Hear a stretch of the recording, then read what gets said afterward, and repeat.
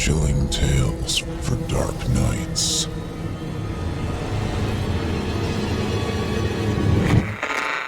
Want to make sure you never miss a Chilling Tales for Dark Nights video again? Be sure to subscribe and hit that bell to turn on notifications. It's time to turn off the lights and turn on the dark.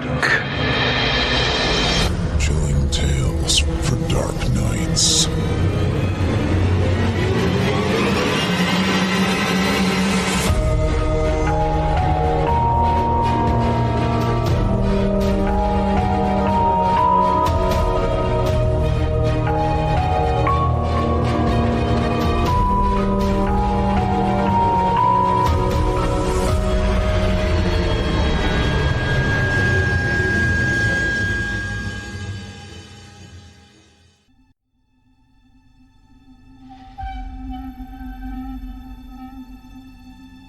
Good evening, listener. You're listening to Chilling Tales for Dark Nights. On tonight's edition, we invite you to leave behind your safe reality and descend with us into the frightening depths of the most terrifying imaginations with 2 audio adaptations of frightening fiction about an atypical day at work. I'm your host, Steve Taylor, and tonight I'll be your guide as we traverse the dimly lit corridors of your darkest dreams. Joining us tonight to help bring to life the frightening fiction of Geoff Sturtevant is voice talent Geoff Sturtevant. Now, get your ticket ready, take your seat in our theater of the minds, and brace yourself. It's time to turn off the lights and turn on the dark. Our tale this evening is written and also performed by Geoff Sturtevant. In it, we join the janitor at a local TV station whose life is about to change in every way imaginable. Now, without further ado, I present to you Cloudy with a Chance of Blood. Kevin stood examining his nostrils in the mirror with a kind of existential hopelessness. For all the effort he put into removing each individual hair, his own nose would send another to take its place. Another long, wiry, black snot magnet that seemed to grow with the veracity of Jack's beanstalk. It was enough to make a man ask himself, what's the sense of it all? It was also a metaphor for his life, he realized, rereading the Chinese fortune stuck in the corner of the wall mirror, the one emblazoned with the same sentiment, what's the sense of it all? While it might lead some to feel a kind of hopelessness, he was also cognizant of the people who'd written it. Those bald, long-earlobed Buddhists who meditated up in the Himalayan mountains and filled our cookies with their celestial wisdom. Who'd found peace in the same world in which we had found despair. Who had, instead of seeking answers, found comfort in the questions themselves. What's the sense of it all? Not to have nostrils free of hair, but to pluck each one the minute it grew in.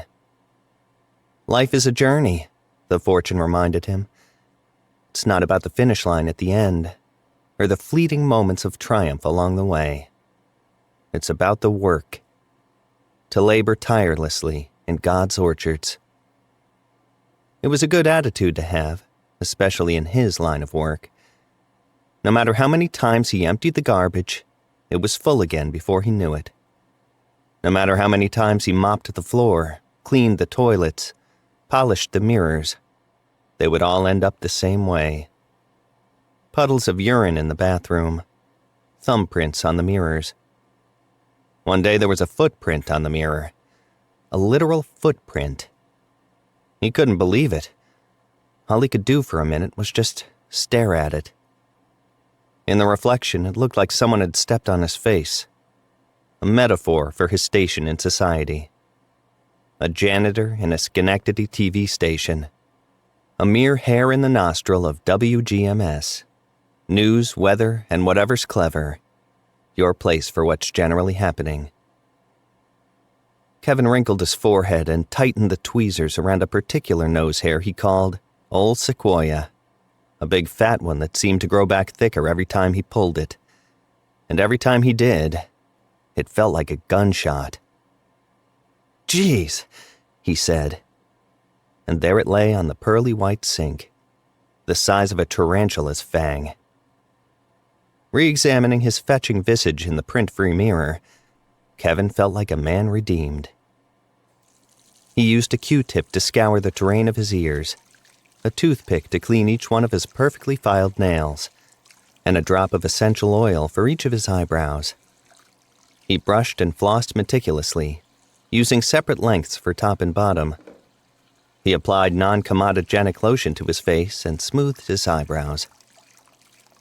He looked in the mirror, put on the friendly, janitorial smile he'd cultivated.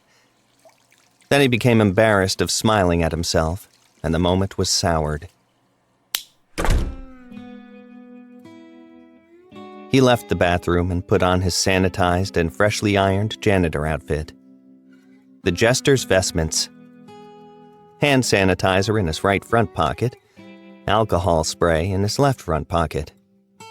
He doused his hands in both, added a coating of germ-resistant lotion designed for surgical nurses, and snapped on a pair of latex-free surgical gloves.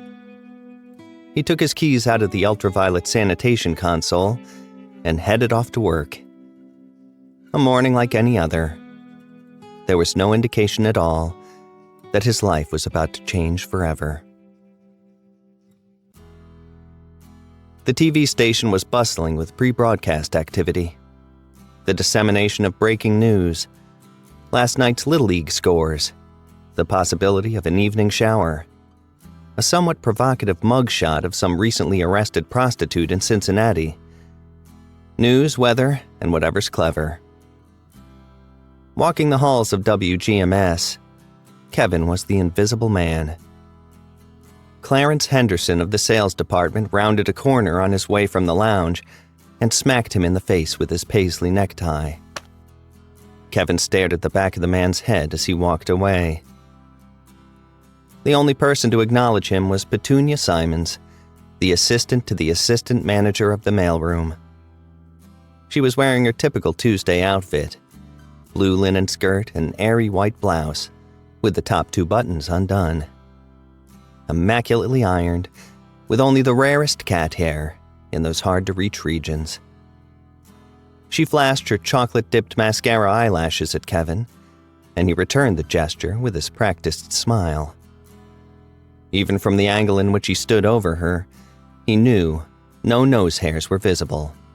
Not a one. She smiled back, bathing him in the radiance only possible of a woman of her caliber. Without even trying, Petunia emanated elegance. "Kevin, I swear sometimes I should have stuck to the stripper pole. You could sleep your drunk off till 11 or 12 for one thing. None of this 7 a.m. shit. And I swear, I had my tits grabbed less in that place than I do here." Kevin's smile wavered. "Someone grabbed you?" "Fucking program director, Dave Smith. Sneaks up behind me and just helps himself. Makes some joke about traffic cones. Shit, if you're gonna feel me up, at least tip me."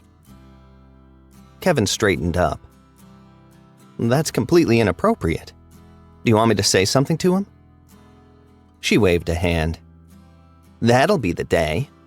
When Mr. Hotshot takes an ear beating from the janitor. Nah. Thanks anyway, Kevin. You're a sweet guy. Hey, you got $20 by any chance?" Kevin cleared his throat. "No, don't worry about it. Oh, and hey, that panty liner on the floor in the ladies' room? It ain't mine, just so you know. If I had to guess, it's Rosemary from sales. Between you and me, she's a goddamn farm animal. I don't use those damn things anyway. Hell, half of the time I'm freeballing. See you, Kevin. Kevin made it to the first-floor janitor's closet without further incident. But when he opened the door, a stench wafted up from the mop bucket. Nothing like the pleasant pine and bleach scent he left it with every night before closing. He pulled the light cord. The mop had been used to clean up a copious mess of vomit and left to stew unwashed in its bucket. Sometime between last night and now. Clearly visible in the mess were the undigested remains of a Mexican dinner. Kevin shut the door and stood with his back against the wall for a moment, willing his gut to stay put and taking several deep breaths. What's the sense of it all? There was none, but at least he had a job. There was no sense in wallowing in self-pity. He took a deep breath and held it in. He opened the door and wheeled the mop bucket out into the hall. The utility room was down the hall to the right, only about 50 feet away. Alternately, he could go left and take the scenic route. Kevin wheeled the rancid bucket through the employee lounge, past wrinkling noses and grimacing faces. Past the water cooler, where primped and coiffed salesmen clutched their paper cups to their chests. Past the newsroom, where coke-fueled correspondents and their favorite female interns sipped coffee and whispered about the night before. Undoubtedly, half of them hadn't been to bed yet. Kevin took his time wheeling the mop bucket through the newsroom. With the disposition of a monk, he made his rounds, watching the hungover faces of the lecherous staff as the stench wafted past them. It didn't matter who was responsible, only that they all understood, if only for a fleeting moment, what it was like to be the janitor of WGMS. A communications major himself, Kevin was an intern here for his final semester, coaxed into a custodial position simply to keep his foot in the door. And what had his hunger earned him? Well, as program director Dave Smith told him during last year's staff Christmas party, the bathroom floors were clean enough to eat off of, and that he hoped Kevin would never leave his prestigious position. Yes, indeed. To whom much is given, much is expected. Kevin was awarded a communications degree and a mop.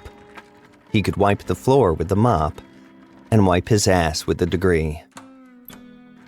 Kevin completed his long journey to the utility room and filled the mop bucket with hot water and bleach. Down the drain went suds and undigested nachos, like so many dreams and aspirations.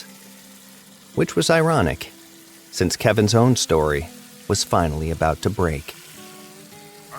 Kevin could hear the muffled shouts from the studio through the vents in the utility room, even over the running water. It was 7:54. 6 minutes to the 8 o'clock live broadcast, and there was always a certain hustle and bustle around this time. But this was different.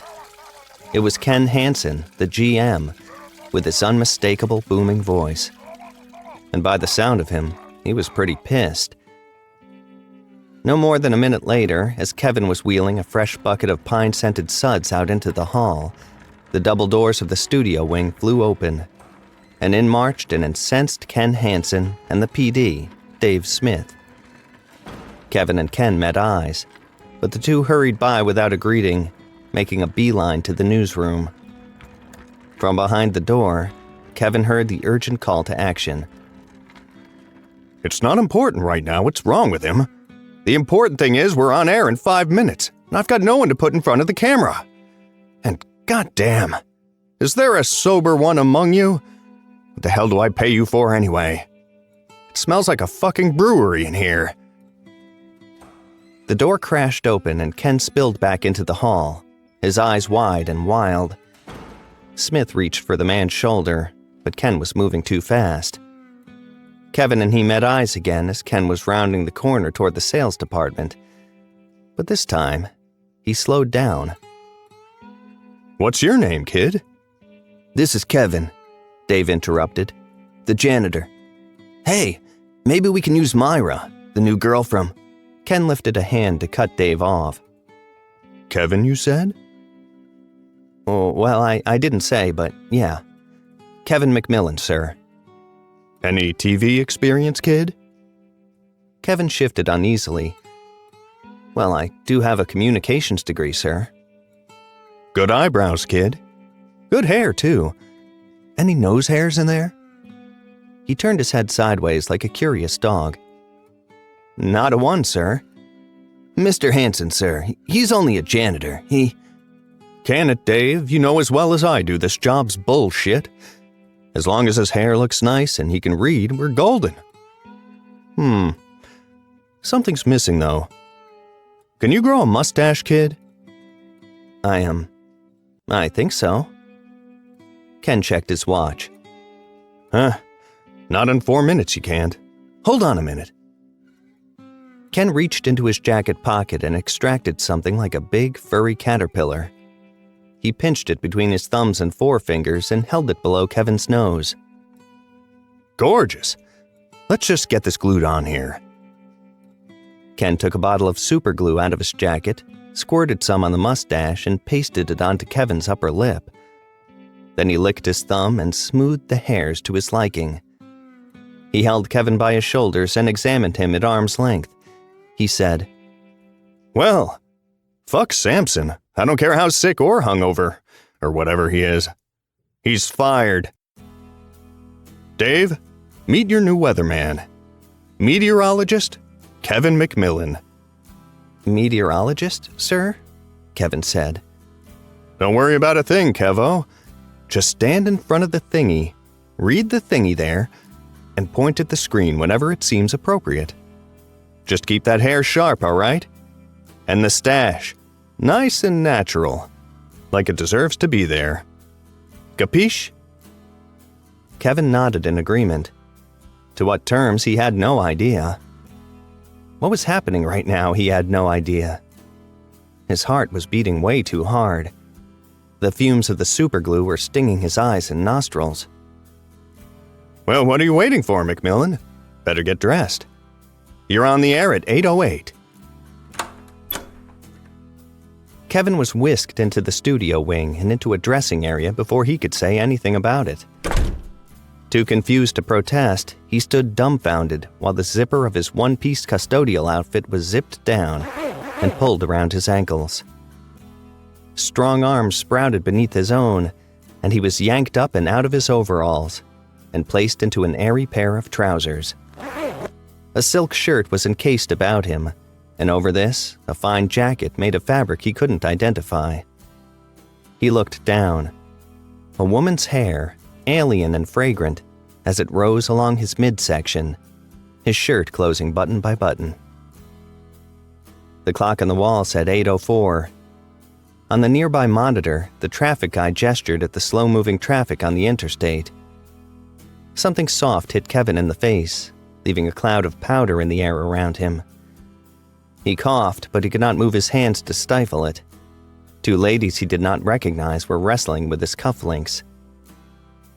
"Sorry," the makeup girl said. "Hey, nice eyebrows. You filling in for Samson?"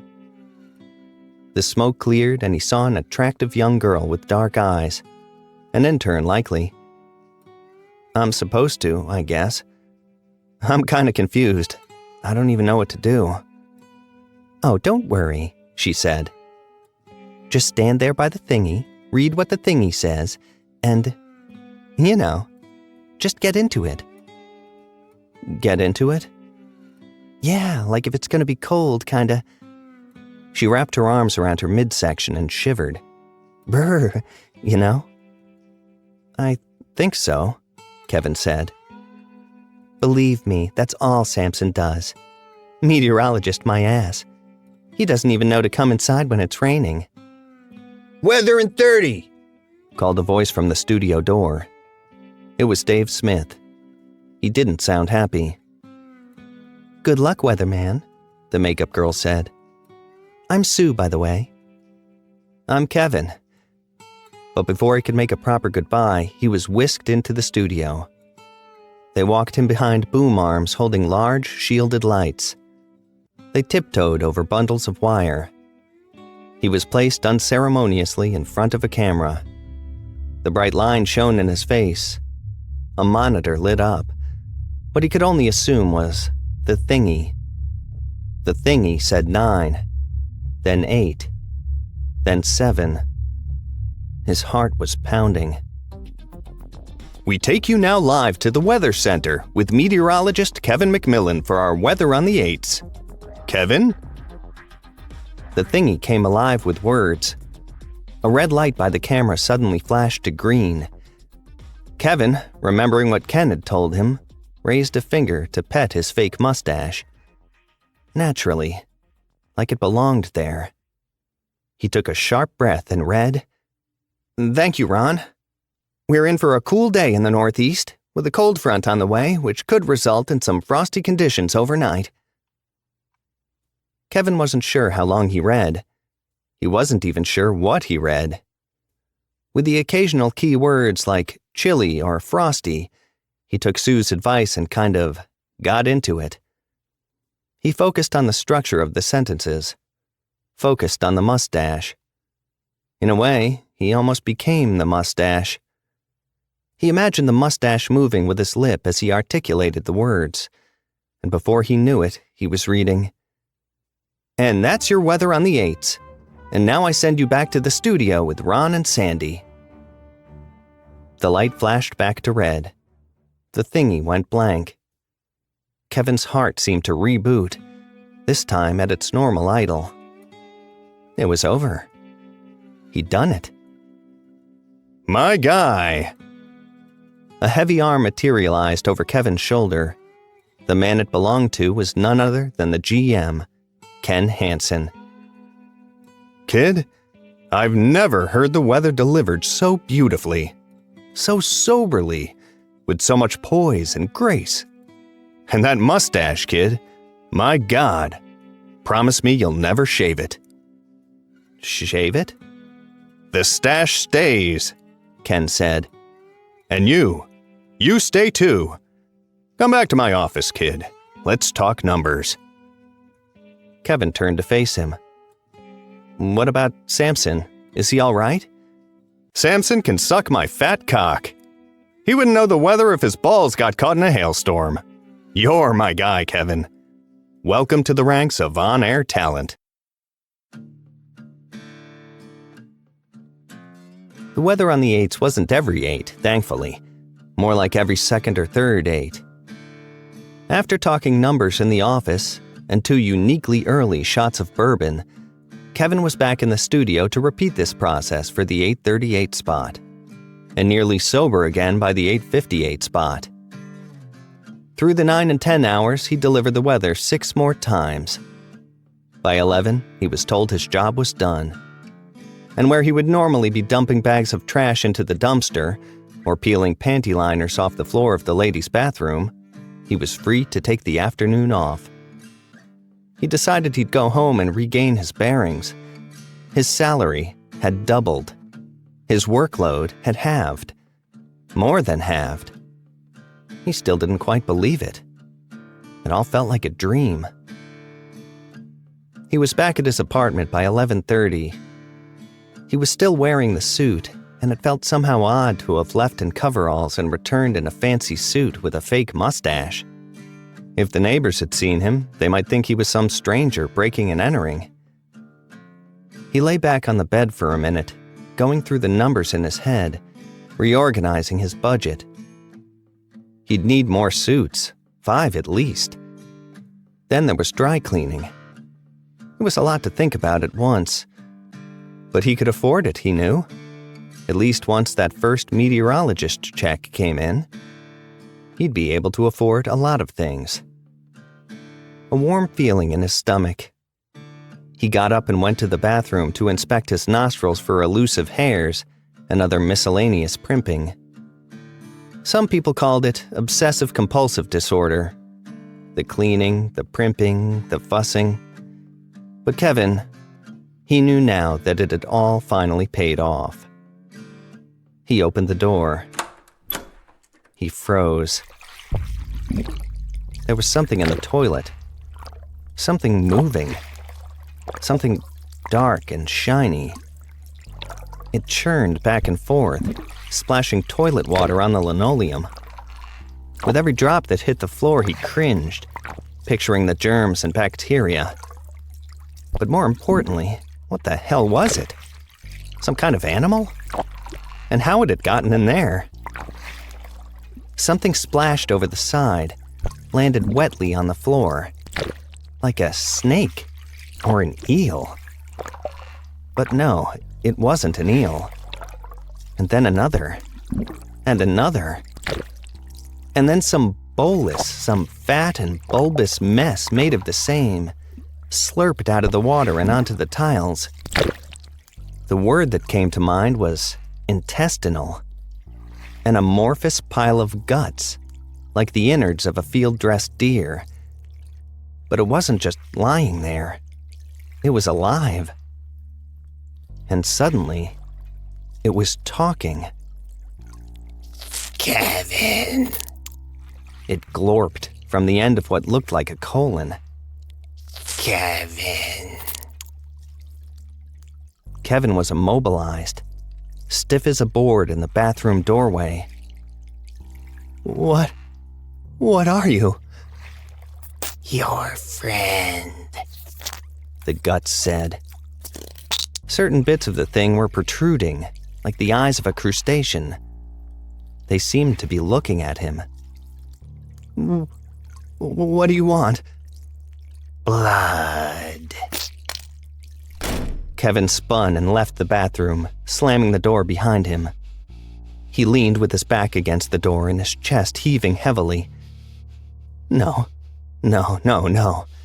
This is not happening.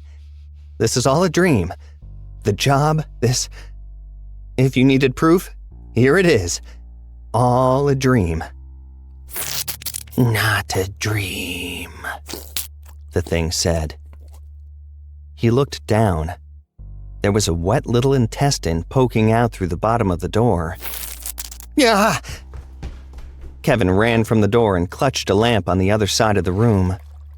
The intestine lengthened, snaking out in front of the door. A little burp of strange liquid came from the end of it. Need blood.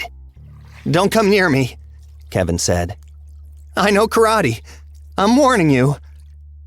I'm not going to hurt you, the guts said. I need you to bring it to me. Shaking with the lamp in his hands, Kevin asked, What do you mean, need blood? What kind of blood? If I get you blood, will you leave? Yes, it said. Kevin paused. He had questions, plenty of questions. But it was time to be pragmatic here. With every syllable the thing spoke, a splash of weird slime was landing on the floor. And the toilet water, it was creeping under the bathroom door now, like a tidal wave of germs. Bacteria, protozoa. Oh, God. How much blood? Kevin asked. How much do you need? How much do you have? I could spare a drop, maybe. A drop or two. If you get out of my apartment. Blood. It was clear just where Kevin was supposed to administer the drop or two.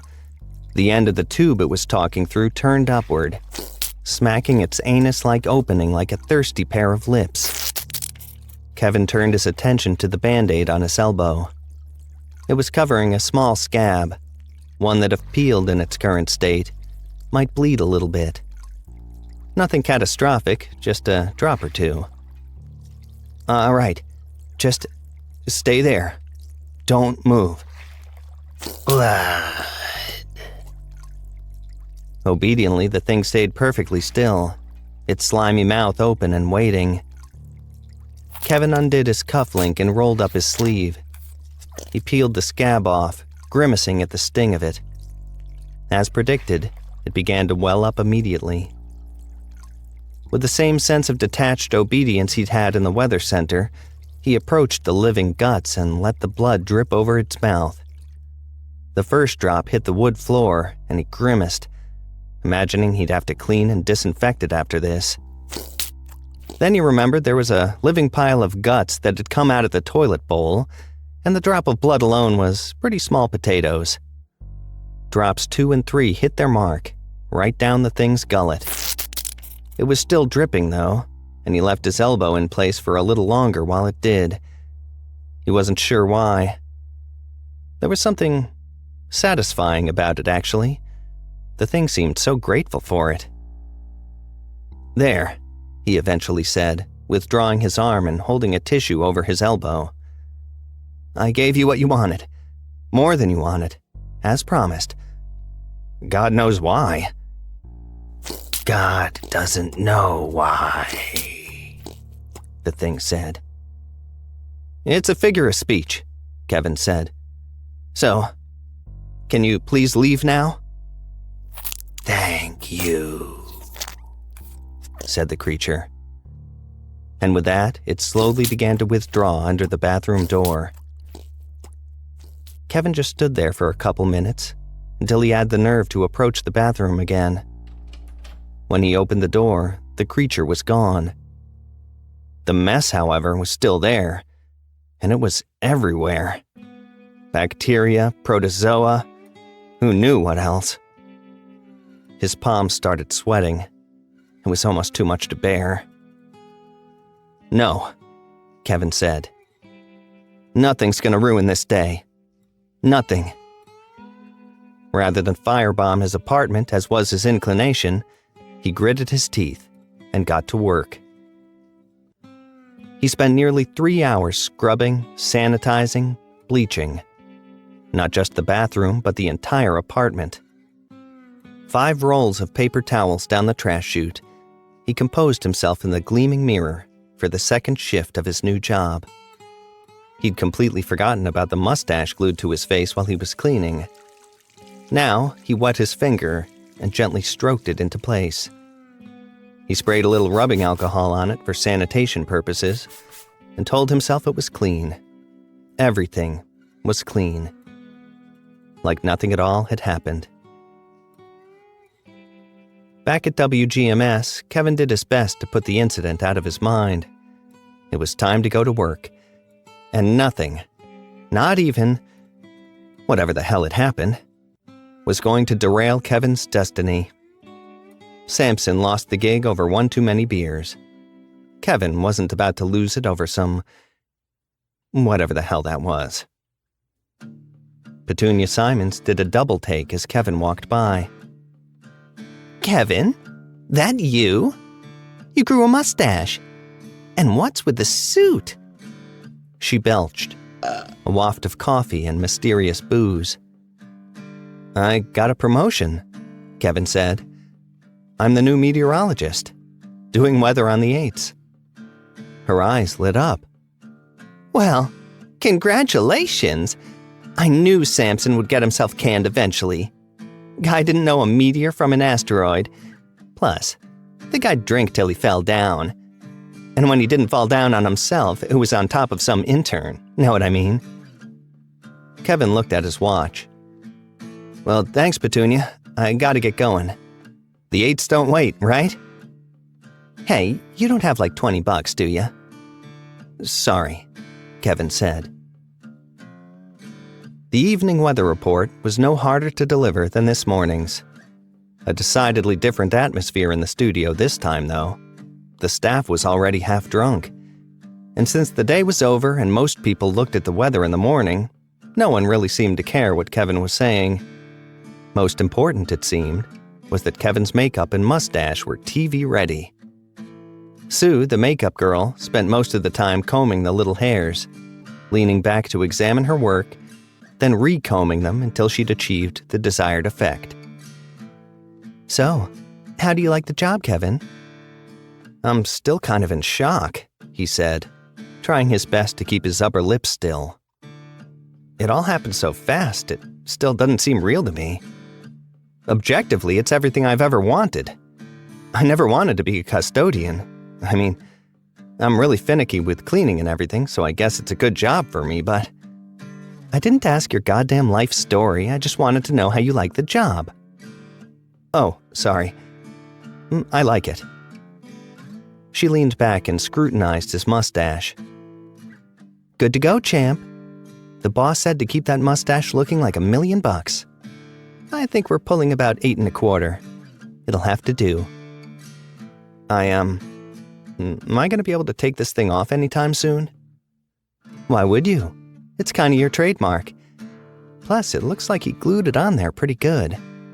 If you tried pulling it off, you'd probably need skin grafts. Kevin opened his mouth, but too many questions at once seemed to get tangled in his throat. It seemed the job of a meteorologist was merely to say the words that popped up on the thingy, and nothing more. That and to be TV pretty when the time came to do so.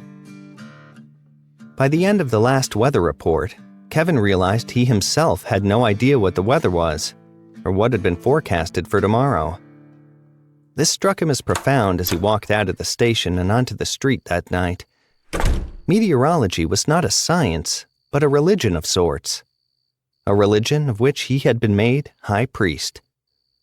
Not a weatherman, but a conduit. To broadcast the words of the thingy to the church's followers, morning and night. To shiver and rub his hands together at the mention of cold. To indicate an umbrella in the instance of rain. To pronounce the words on the thingy so that each day might differentiate from the last. So that we all might have something to discuss around the water cooler. Weather was the glue that held society together. 4 years earning a communications degree, and for the first time it occurred to Kevin what communications really meant. It was to see words on the screen and say them out loud. Amazing, he thought. Kevin arrived home just after 8. The stinging fumes of bleach reminded him of his surreal afternoon, and he wondered if it might have been some crazy hallucination brought on by the cyanide-laced fumes of superglue on his upper lip. In any case, the bleachy assuredness that no microbes, save extremophiles, might exist in this harsh environment was a mighty comfort to come home to. Kevin took off his coat and lay it flat on the dresser. He lowered his head and sniffed it to check for cleanliness. It would have to do for the morning forecast. Tomorrow afternoon, he'd shop for more suits and arrange for a dry cleaning service. Now that Kevin McMillan was proverbially farting through silk, he'd need that silk cleaned. Folding his slacks to join his suit jacket, Kevin heard a deep bubbling from behind the bathroom door. A sound like a plunger in the toilet, but presumably without anyone plunging. Being that Kevin was not currently in the bathroom, and did not even own a plunger to begin with. No, Kevin said. No. In perfect contradiction, the plunging sound intensified. A great suctioning glorp and watery unraveling, and a splash onto the linoleum. And moments later, Kevin. No. Whatever terror had seized Kevin the first time this thing came out of the toilet was now eclipsed by anger. He marched to the bathroom and threw the door open, flipped on the lights. The breath caught in his throat. The thing, still a pile of eviscerated guts, was decidedly larger. Still with the burping bit of intestine hanging out the end. Still with the insectile eye things, but larger now. Less amorphous. Meaty protuberances at 4 distinct corners, like vestigial limbs. The mass seemed to be partially contained now. Cartilaginous claws, like the beginnings of a rubbery rib cage. He couldn't even imagine how it came out of the toilet. It was too big. Yet it certainly had. The evidence of which was splashed all over Kevin's previously sterilized bathroom. You said you would leave. What the hell are you doing back here? More blood. Kevin just stood there for a minute. The absurdity of it all forming knots of rhetoric in his mind. Nothing the least bit sensible to come out of his mouth.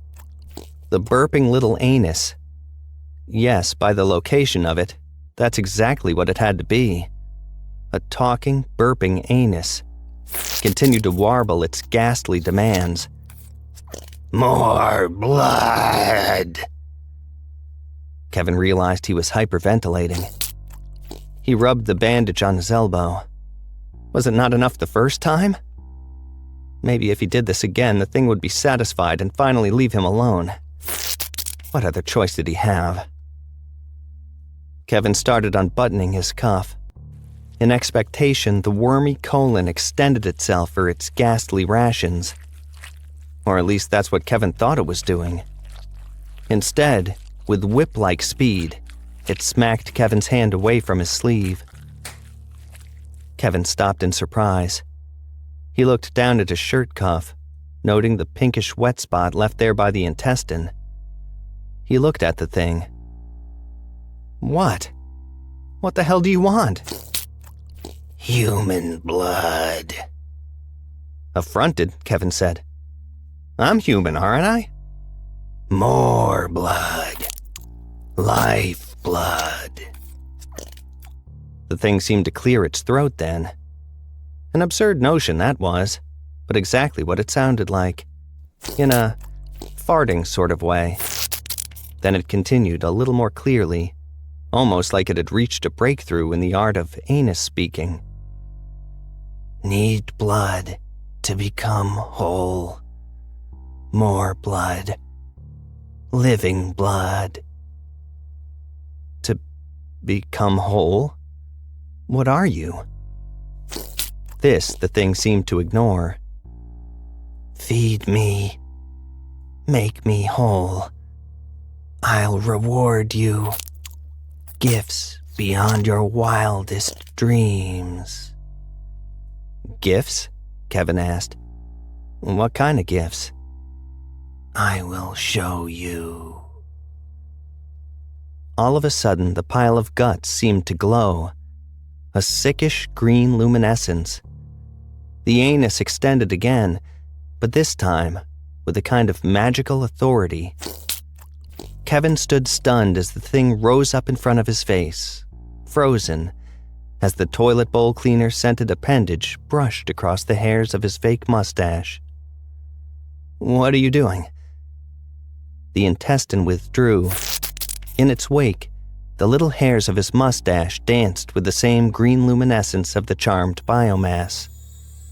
It stayed that way for a moment, then returned to normal as the anus retracted and rewound itself. I've charmed your mustache with great insight uncommon of other men. You'll see further into the future than your peers. In the art of meteorology. Kevin crossed his eyes, watching the dancing green motes among the hairs of his mustache. You mean the weather? Yes. A pause. Kevin realized suddenly that he did feel different. A kind of grasp on the general state of things. For one, he was suddenly very aware of the weather. The temperature now was a chilly but seasonal 47 degrees Fahrenheit. Humidity at 78%, with a 30% chance of a spotty shower overnight. Tomorrow, the high would be 53 degrees, with an overnight low of 27. Hats and gloves at the bus stop in the morning. Partly sunny and crisp with low humidity. And something else. A cold front on the way. And that's where it ended. He looked at the thing on the ground. Did you do that? He asked. Yes. The implications were immediately obvious. He had received a kind of upgrade in meteorology, from a novice to an amateur. But even an amateur understood that nothing was free. What do you want me to do?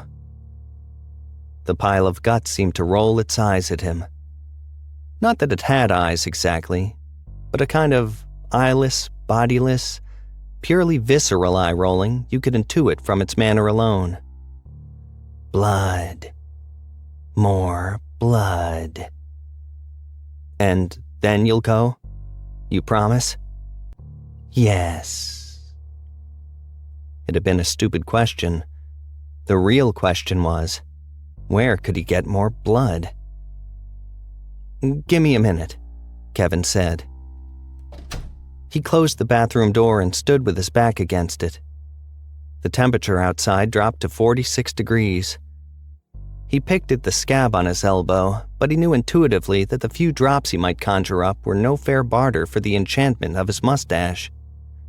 And even if it were, he knew from experience it wouldn't hold his new friend over for more than a day. At that rate, he'd be buying bleach in bulk. A perpetual mess, recurring faster than any nose hair.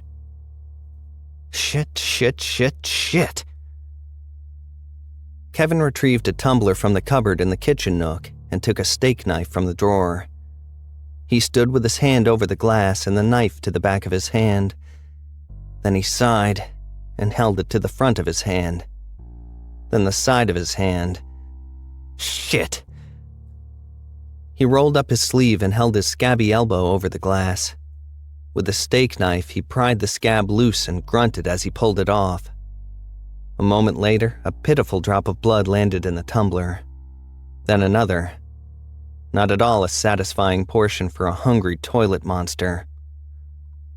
Seizing on a moment of resolve, Kevin poked the point of the knife into the center of his boo-boo. He squealed. He dropped the knife on the counter. It seemed to do the trick, though. Immediately, a more suitable stream of blood began to course down his forearm. He held his elbow over the cup and collected the drippings, feeling faint and slightly nauseous. He focused on his burgeoning career, reminded himself that this was more than a fair price for what the thing had granted him. No context, no subtext. Just give the thing what it wants, clean up after it, and move on. When Kevin looked down at the tumbler, there was a shocking amount of blood in it. Relatively, anyway. He wasn't used to seeing human blood in a tumbler. Not exactly 2 fingers, but it coated the bottom of the glass. Kevin wrapped some paper towels around his elbow and tossed the knife in the sink.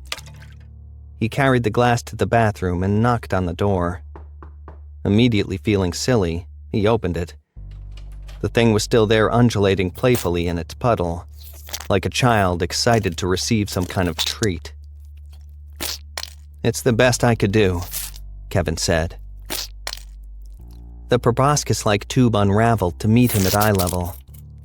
The two stood eye to brown eye for an uncomfortable moment, before the thing said, "Thank you." It dipped into the glass and vacuumed up the contents like a dog licking the inside of a food can. Sated, it retracted back into the gut pile. A small belch issued from somewhere within it. Kevin just stood there holding the glass. It was now 45 degrees outside. Light westerly wind of 5 miles per hour. Overnight, low of 27. In concert with this passing awareness, a faint tingling in his fake mustache. "Are you gonna leave now?"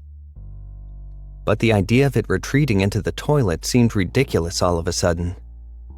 It seemed even larger now than it had been a few minutes ago. Still formless, but with more substance.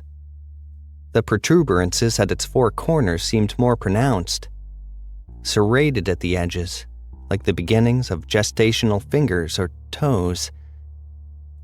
Kevin stood stunned in the bathroom door. "Are you growing?" "Yes," the thing said. "Help me become whole. I'll make you whole too."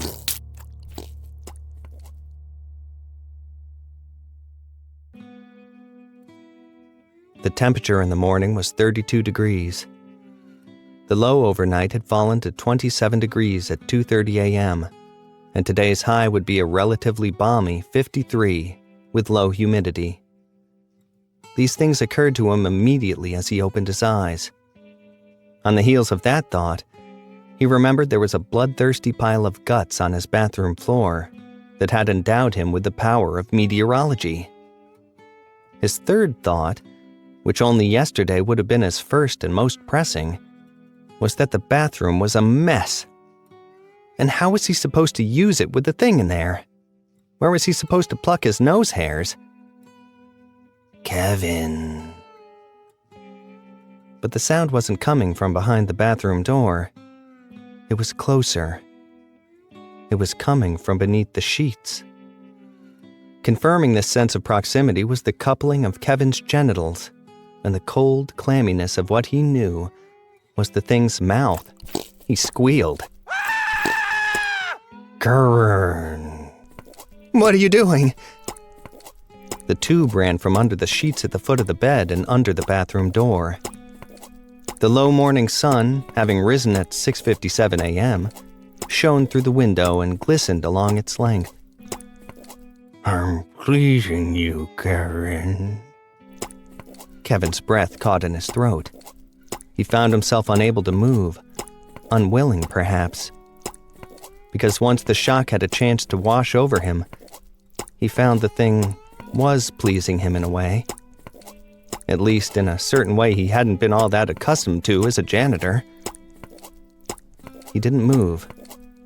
A picture formed in his mind, one derived of the apparatus he imagined must be in use. Not his apparatus, but the one currently attached to it, moving over his member with rubbery attention. His adrenal glands convulsed with an alien kind of horror, but his fight-or-flight system seemed to short-circuit. Ultimately, he didn't move a muscle. Not until the sun shone bright against the wall beside him. And the thing withdrew back out of the bed and under the bathroom door. Satisfied, Kevin thought. And not without embarrassment. He realized he was fairly satisfied himself. More than he'd been in a long time. Kevin brushed his teeth and combed his fake mustache in the bathroom of a gas station near WGMS. He'd slept on the mustache funny, and the hairs had become uncooperative. He gave it a reset by washing it in the sink with whatever hand soap came out of the dispenser, patted it dry with a stiff brown paper towel that smelled like a lunch bag. The hairs had straightened out, but the whole thing was stiff and dry, and the scent of the soap reminded him of his old mop bucket. Still, its presence beneath his nose was talismanic in a way. With every awareness of the weather, he was reminded of its charms. Of his charms. And on his way back into the parking lot, he remembered what had happened this morning, and it put a little spring in his step. He wondered if that would happen again. Maybe the thing wasn't so bad after all. It wasn't the neatest housemate, that was for sure. Also wasn't much to look at. Particular dietary requirements, for sure. But it did kind of pull its weight, in a way. In a way he didn't mind all that much, when he really stopped to think about it. Work went well, smoother than ever. He read the words on the thingy with an increased degree of comfort, was able to focus better on his mannerisms. At the tail end of his morning shift, Ken forced him into his office for a couple shots of bourbon. The alcohol soaked into his mustache and delivered time-released, sinus-clearing fumes into his nostrils. Just dynamite, Kevin, I tell ya. Samson gives me a ring, right? Begging for his job back. 3 sheets to the wind at 2 p.m. He's going, "Please, Ken, I'm begging you. Please give me another chance." Ken stuck a cigar in his mouth and lit it. I said, "Samson, not for nothing, but you can suck my fat cock. There's a new kid in town, and his name's Kevin McMillan." Kevin cleared his throat. I feel bad for him. "Now don't you dare," Ken said. "Besides, who do you think I gave your job to? Your old job, I mean." He grinned mischievously. "The janitor's position? You gave it to Samson?" "He's mopping the bathrooms as we speak," Ken said. "Maybe you ought to pop in and give him a few pointers. And don't be shy about leaving him a mess to clean up." He winked. I'm not saying shit on the floor or anything, nothing like that. But if you sprinkle when you tinkle. He leaned his head back and sent aloft a perfectly formed smoke ring. Well, I'll certainly try not to. Nonsense, Ken said. You're talent now, Kevo. You piss wherever you want. Pee on the guy's shoes if you get a chance. I'd tell you to pee right here. Only, I don't want the sot in here cleaning it up. This last comment he spoke candidly, as if the two weren't alone in his office. In the makeup chair prior to his afternoon shift, Sue touched up the corners of his mustache with a bottle of superglue. Kevin worried, with the attractive young lady so close to his nose, that old Sequoia might have started to grow back in, and that she might mistake it for an unsightly snot. "Mr. Hansen said to keep this thing glued on tight," Sue said. Or what he actually said, which was, tighter than a sparrow's asshole. Which doesn't make any sense to me because there's no real parallel, you know? "He's an unusual guy," Kevin said. A sparrow's asshole. She pressed the edges of the mustache down and blew lightly on his lips. Her breath smelled like fruit-flavored gum. Firmly mustachioed, Kevin proceeded with the weather. The words on the thingy like notes on a sheet of music. Halfway through the last report, though, something unusual happened. A tingling sensation in his mustache seemed dissonant with his prediction of the overnight rain. The word rain itself seemed discordant. And now that he was paying attention, so did the thingy's prediction of a low of 38. The thingy said rain, but the mustache said snow. How it said this exactly was hard to describe. It seemed to whisper the essence of winter into Kevin's very nostrils. Into Kevin's nostrils and up into his brain. And his forecast was thusly overridden. While some models are predicting rain, I believe there's a good chance at some snow overnight, up to 5 or 6 inches. Be prepared for a messy morning commute.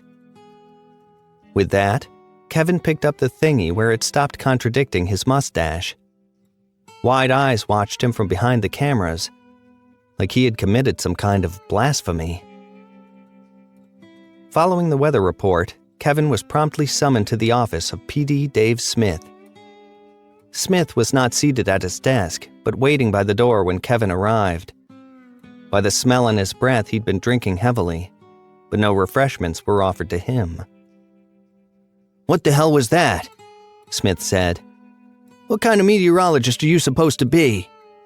The news says rain. How are you supposed to report the news if you don't listen to the goddamn news?" Kevin took a deep breath, but he found he had no convincing answer. The answer itself would be enough to have him removed from the air. Maybe even committed. I have a strong feeling. When this seemed ridiculous, he added, that the cold front coming down from Canada will extend into our area. Some models suggest this is a strong possibility. The PD appeared to chew on that for a moment. The thingy wasn't programmed on models. WGMS only copied the forecast they saw on other stations. This, he had come to learn, was the science of meteorology. "I'll tell you what," Smith said. "You're lucky Ken's passed out drunk. Drunk and whatever else, because he'd never stand for this shit. And I'll tell you what else, McMillan." His expression hardened, and he stuck a finger in Kevin's chest. "You're no goddamn weatherman. You're a fucking janitor. And you don't goddamn deserve what you got.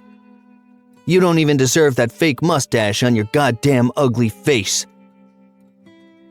Kevin stiffened but stayed silent. He didn't even know what to say. "So don't get too comfortable with how things are, that's all I'm saying. Everyone gets lucky once in a while, even a lowly janitor. But that kind of luck never lasts. Because guys like you, lowly floor moppers who aren't worth the puke you mop up, you'll always end up back where you belong. Drinking Pine Sol in the broom closet. Jerking off with a dirty mop lying across your face. 'Cause that's what you do, isn't it, McMillan? You sexual deviant creep. Kevin had a feeling like he was on candid camera. Was Dave being serious? No one had ever talked to him like this before. He looked around to see if anyone else was listening to this, but it was only the two of them. That's right, McMillan. I've got your number. And as far as you jerking off with the mop on your face, I might even have pictures to back that up. You have to be kidding me, right? It occurred to Kevin that the PD might be drunker than he initially suspected, or on some kind of designer drug that made one particularly mean. He tried changing tacts. I can't really explain it, but I'm positive it's going to snow tonight. There's no doubt in my mind. And when it does, well, hopefully you won't be upset with me anymore. Jerking off with a dirty mop on your face. And a toilet brush up your ass. You call yourself a meteorologist? You creep. Libertine. Get out of my face, McMillan. You make me want to barf. Kevin could take a hint. He turned around and left. Kevin walked out into the drizzling rain, feeling 2 feet shorter than he had walking in. He knew the PD must have been bombed on something, but the tone of the conversation, if you could even call it that, had been so malicious, so mean. He just couldn't shake it. What had he done to deserve that? He walked on, trying to put what happened out of his head. He slowed by the neon signs of the Mire, a shabby little bar he'd never considered going into. He didn't drink often, but he thought he might need one now. He mulled it over a minute, realizing he must look like a jackass standing motionless in front of the door. A biting breeze wormed its way into his jacket and finally spurred him inside. The first thing that hit him was the warmth, 73 degrees. Then the humidity, 43%. Then the cigarette smoke. Hints of carbon monoxide and nitrogen oxide. Air quality, poor. But it was warm, and he did need a drink. Kevin bellied up to the bar, a strange presence in these dark reaches. The eyes of a denim-clad patron scanned the sleeve of his suit jacket as if he was checking for imperfections. It would definitely need to be cleaned after this. He'd leave the Mire smelling like his old mop. Jerking off with an old mop on your face. Creep. Libertine. Kevin's stomach turned. He wanted to be despondent, wished he felt anger, but there was this undercurrent of guilt he couldn't understand. Why was Smith so upset with him? Had he done something awful without realizing it? Had he hurt someone else without trying? It wasn't his fault Samson was fired. He couldn't be blamed for that. And sure, maybe he wasn't a real meteorologist, but no way Samson was either. He did have a communications degree. He'd paid his dues, hadn't he? Kevin ground the heel of his hand into his temple. Cut it out, damn it. What has self-loathing ever got anyone? Cut the crap already. You've got a magic mustache, man. You're the magic mustachioed weatherman. He felt eyes on him. Both the denim-wearing patron and now the bartender were watching him suspiciously. Only then did he realize he'd been talking out loud. Could I have a beer, please? Maybe a shot? A double, maybe? The bartender raised an eyebrow. You all right there, fella? A stressful day at work, Kevin said. The patron snorted and turned back to his beer. The bartender set aside his rag and leaned on the bar. Well then, what kind of beer and what kind of double? Kevin pointed to a tap in a clear bottle in the rack behind him. He didn't care which.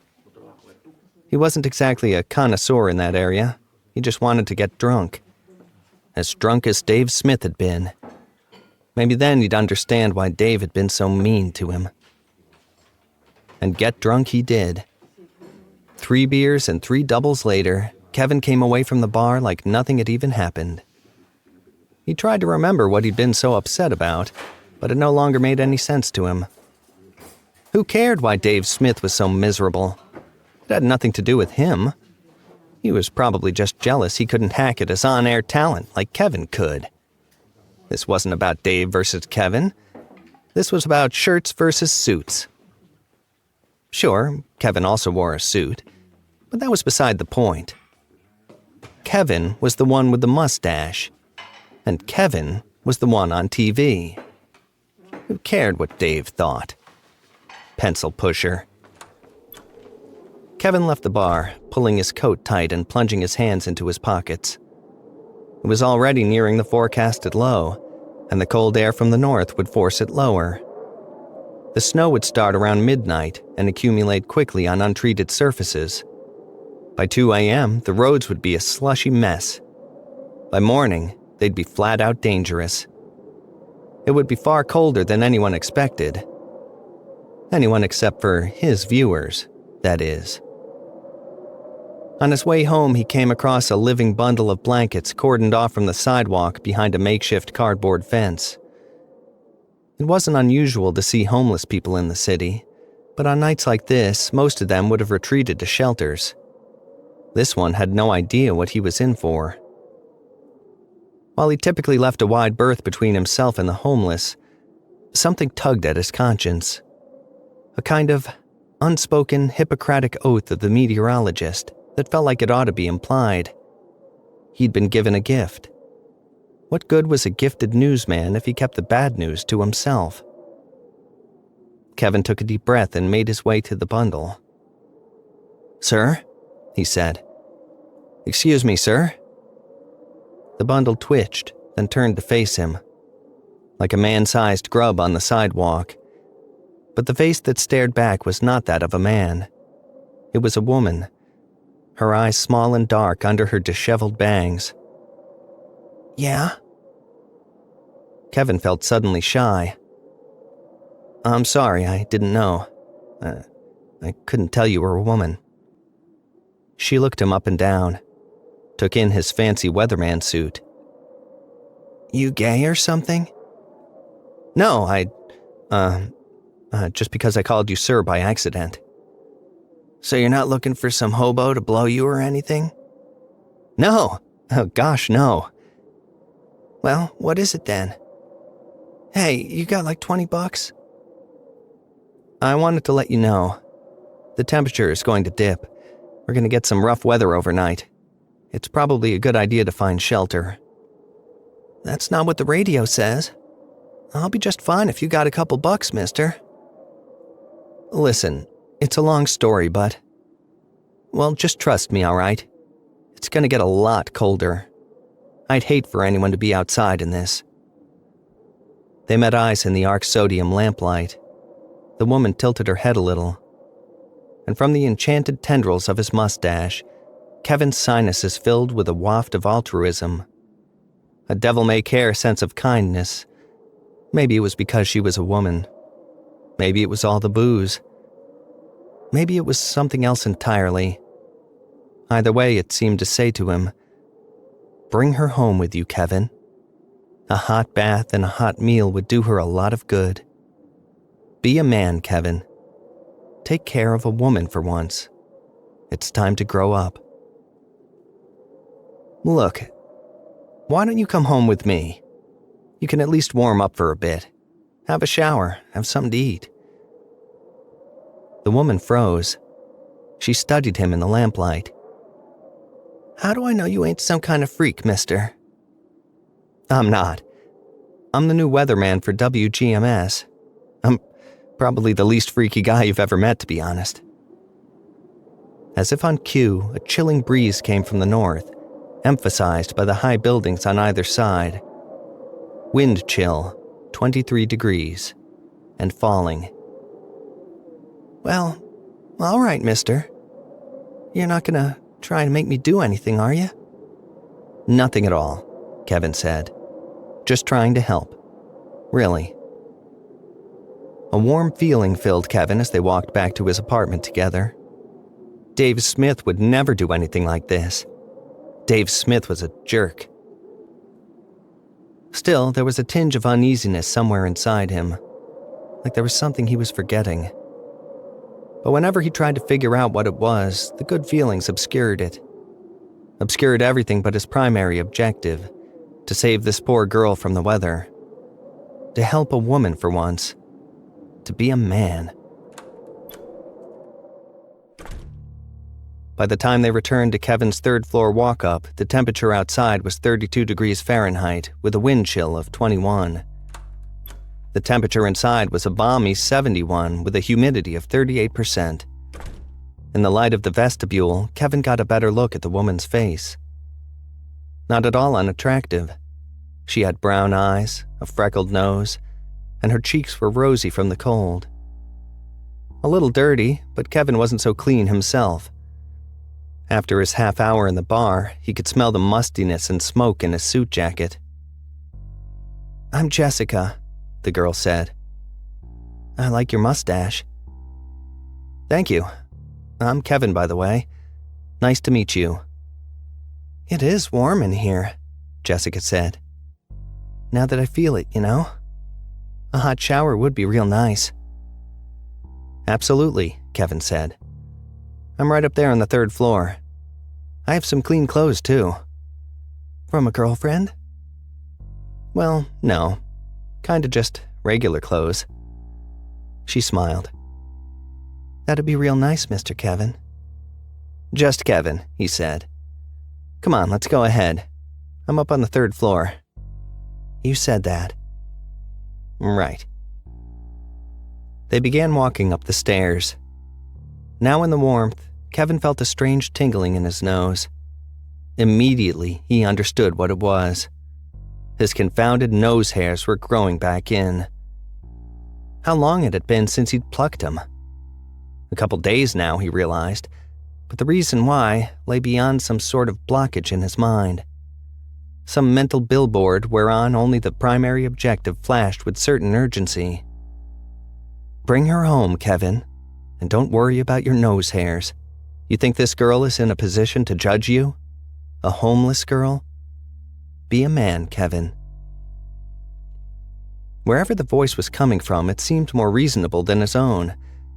He should probably listen to this one more often, he thought. Or maybe just drink more. It seemed to be working for him. Only once Kevin opened the door to his apartment did sobriety begin to sink in. The voice in his mind seemed to withdraw all at once. What the hell had he been thinking? Having a guest to the house wasn't unreasonable, not on its own. But he already had a house guest. Right behind the door to the right. "Really nice place," Jessica said. She had already slipped in behind him and was taking in the room. You know what? I have an even better idea. Why don't I get you a hotel room?" "No, really. It's a really nice place. I wouldn't want to put you out more than I already have. I really appreciate it, Kevin." The voice in his head had withdrawn, but he could still feel its presence on the outskirts of his consciousness, saying, "Don't worry, Kevin. You've done the right thing. Taking care of a woman like a real man." The girl was prancing around like she hadn't been indoors for years. Her hand landed on the doorknob. The bathroom doorknob. "Is this the bathroom?" she asked. Kevin felt dizzy all of a sudden. A spongy feeling in his chest, like his heart wasn't doing its job properly. No, I mean, yeah, it's just..." Before he could get his words out, she had the door open and flipped the switch. Kevin's breath caught in his chest as he looked inside. He let out a staggered breath. Where the hell had it gone to? Could he have hallucinated this whole thing? Was he going crazy? "I think that's the cleanest bathroom I've ever seen," Jessica said. "Are you one of those neat freak people?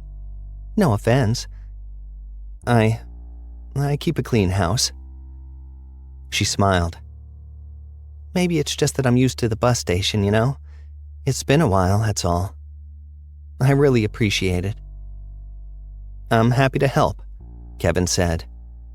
He realized he was sweating under his suit coat and started to unbutton it. Towels are in the cubby there. A pause. You've got kind eyes, Kevin. Has anyone ever told you that? Kevin looked down a moment. Don't think so, but it's nice to hear. Thanks. That's why I went with you, she said. I run into a lot of creeps out there on the street. A girl learns how to tell who's a creep and who's not just by looking at them, you know? And I knew you were a nice guy. Just by looking at your eyes, Kevin. Kevin felt his cheeks reddening. Thanks, he said. I'll go get you some clean. It was like she was there one moment and gone the next. Like a vaudeville performer pulled off the stage by a hook, the wormy intestine snapped around her neck and yanked her out of the doorway. Thank you, Kevin. All at once it was clear where the voice in his head had come from. It was the same one he heard right now. He backed against the wall, his heart pounding. The sound of crazed limbs smacking against the tiles. The bar from the towel rack pulled from the fixture and clattered on the floor. Fabric ripping. The shower curtain torn from its curtain rings. A shoe bounced off the mirror and landed in the sink. Kevin stood frozen against the wall, caught somewhere between the instincts of fight and flight. But before he could decide on one or the other, the voice was back in his head. His mustache tingled with every word. Don't go, Kevin. Don't ever fear me. I'll never hurt you. You'll always be safe with me. You told me I was helping a woman, Kevin said. He felt tears creeping into his eyes. Not tears of sadness. He was too astounded to be sad. Maybe tears of astonishment. This was all too much for him. You told me I was doing the right thing. You told me I was being a man. 3 thumps on the ceiling from below. The downstairs neighbors weren't happy with the ruckus. Oh, sorry, Kevin thought. It's just that there's a monster in my bathroom eating a homeless woman, that's all. Sorry for all the noise. The woman's face hit the linoleum, just visible in the doorway. Her eyes were wide, but there was no life left in them. Her mouth agape. A smear of blood on her cheek. More blood pooling in the floor around her face. You are helping a woman, the voice whispered in his mind. You are. More than you know. Why are you doing this? Come to me, Kevin. Let me show you. Kevin gritted his teeth, swallowed. He stepped away from the wall, feeling the room shift all around him. He approached the bathroom door and looked past the threshold. There it was. Not some amorphous carapace anymore, but the form of a fetal human. Red and raw, and wormed through with blue-black vascularity. Tiny fingers and toes. Head lowered into the pool of dark blood. It lapped at the mess with its tiny, skinless tongue, then looked up at Kevin with eyes set wide on its head, like the eye spots of some mindless protozoan. The homeless woman's pants had been ripped off, and her femoral artery torn savagely from her thigh. A faded butterfly tattoo lay half obscured in pubic hair. A wave of humanity came over Kevin, seeming to double the gravity under his feet. He turned to the sink and vomited into it. We are one, Kevin. You will see. Very soon you will understand. I like your mustache, by the way. Whatever mysterious defragmentation that takes place during the night, however the brain reconciles itself to life's ever-changing circumstances, Kevin slept undisturbed. Restful, restorative sleep. He woke with a feeling of uncommon lightheartedness. The temperature outside was 21 degrees. A glance out the window saw the waning snowflakes dancing wistfully in the glow of the streetlights down below. Quiet for this time of morning. Somewhere across town, the beeping of machinery busy at work cleaning up the mess.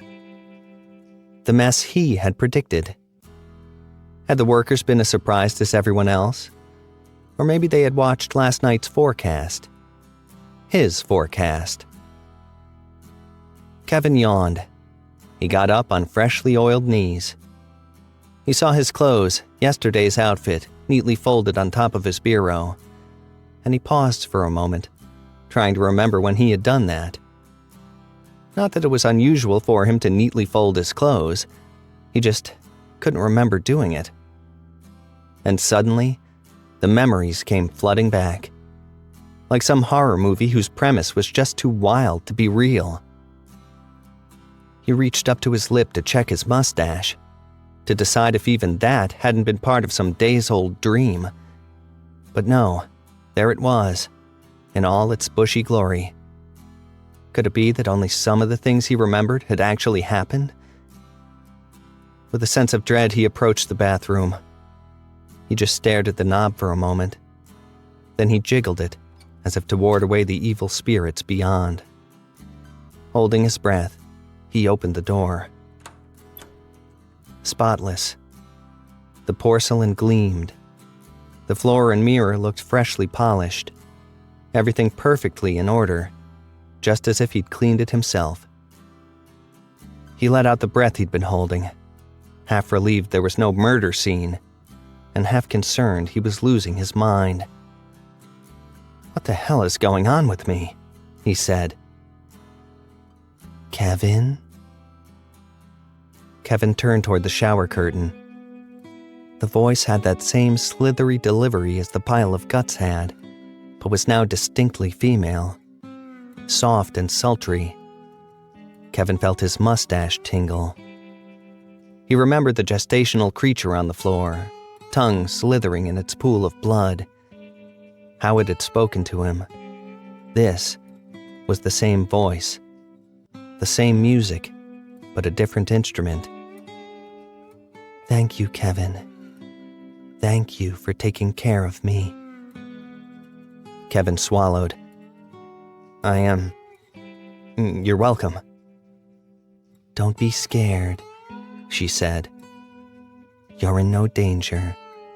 Not from me, not from anyone. Never again." His mind swam with questions, too many to articulate a single one at once. "Leave the mess to me," she continued.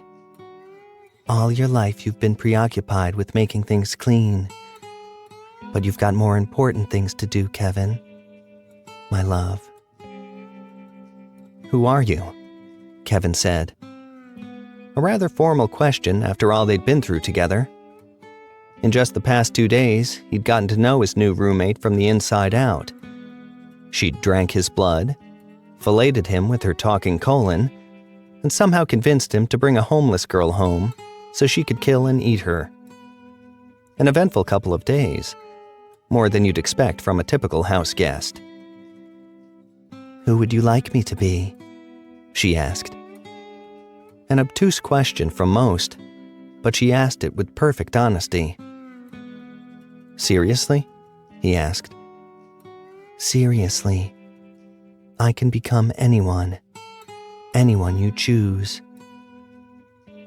Kevin thought about that. Who would he like her to be? It was clear she was sticking around for a while, so who would he prefer hiding in his bathroom? It wasn't long before he decided. Molly Ringwald, maybe? She moaned from behind the curtain. "Molly Ringwald. Any particular version of Molly Ringwald, my Kevin?" "Version? You mean like age?" "Yes." "Circa 1985, maybe?" Like Breakfast Club age? Yeah, like... hold on. How old was she in that? Her character or her? Her, I mean. I think Judd Nelson was 25 or so. Same with Emilio Estevez. Just making sure. 16, she said. Wait, the character Claire or Molly Ringwald? Molly Ringwald. She was 16 during the filming of Breakfast Club. Kevin shivered. Oh, I feel so creepy right now. I'm sorry. No good. How old was she in Betsy's wedding? 22, Kevin. That's good. How about Betsy's wedding, Molly Ringwald? Is that doable? Short hair and everything? Oh, for sure. It's a good look, I think. I mean, if it's all right with you. I can be whoever you want, Kevin. Cool, Kevin said. I mean, please don't take it personally, but, you know, anything beats the guts. No need to explain, Kevin. You've given me life, and I will give you what you desire. Kevin stood expectantly staring at the shower curtain. He felt his heart racing in his chest. There was a long pause. I'm not ready yet, Kevin. Oh, sorry, I don't mean to rush you. That's all right, my Kevin. Just a little more time, and a little more blood. Kevin's heart sank. But what did he expect? Of course she'd need more blood. People didn't just drink a whole bunch of blood and then stop. It was her thing. That was what she was into. And that was what she needed to turn into Molly Ringwald. My transformation is nearly complete. Just a little more blood, and I'll be the woman you desire. Your woman, my Kevin. My meteorologist. Can I see how it's coming along so far? He asked. Not yet, she said. I'm horrifying. Kevin paused. He glanced over at the broken mirror, saw the fortune still stuck in the corner of it. A realization came over him, something more like a flavor or color than anything you could explain, a kind of caricature of the word horrifying itself. Wasn't horrified the way he felt every morning staring up into his nostrils? Horrified imagining the germs proliferating on his bathroom's counter and floor. Horrified in front of the thingy performing meteorology on broadcast television? Maybe it was. But wasn't it also the best thing that had ever happened to him? What he dreamed of while being horrified taking his final exams in college? What he'd fantasized about while being horrified at his graduation ceremony? Was any of it any less horrifying than a corpse being drained of its blood on the bathroom floor? If horror was even real, what would its opposite be? Does it have an opposite? And if not, does it even exist? You're not horrifying to me, Kevin said. My Betsy. Allow a woman her vanity, Kevin, for just a while longer. Well, what do you need me to do? Kevin asked. First, turn off the light, Betsy said, and come closer. He obeyed, and from behind the shower curtain extended a hand, cold, wet, and clammy. His shorts fell to the floor, and she gripped him, the metallic scent of blood filling his nostrils. And he found he was not averse to it. Not anymore. And as she worked, she told him what she needed him to do.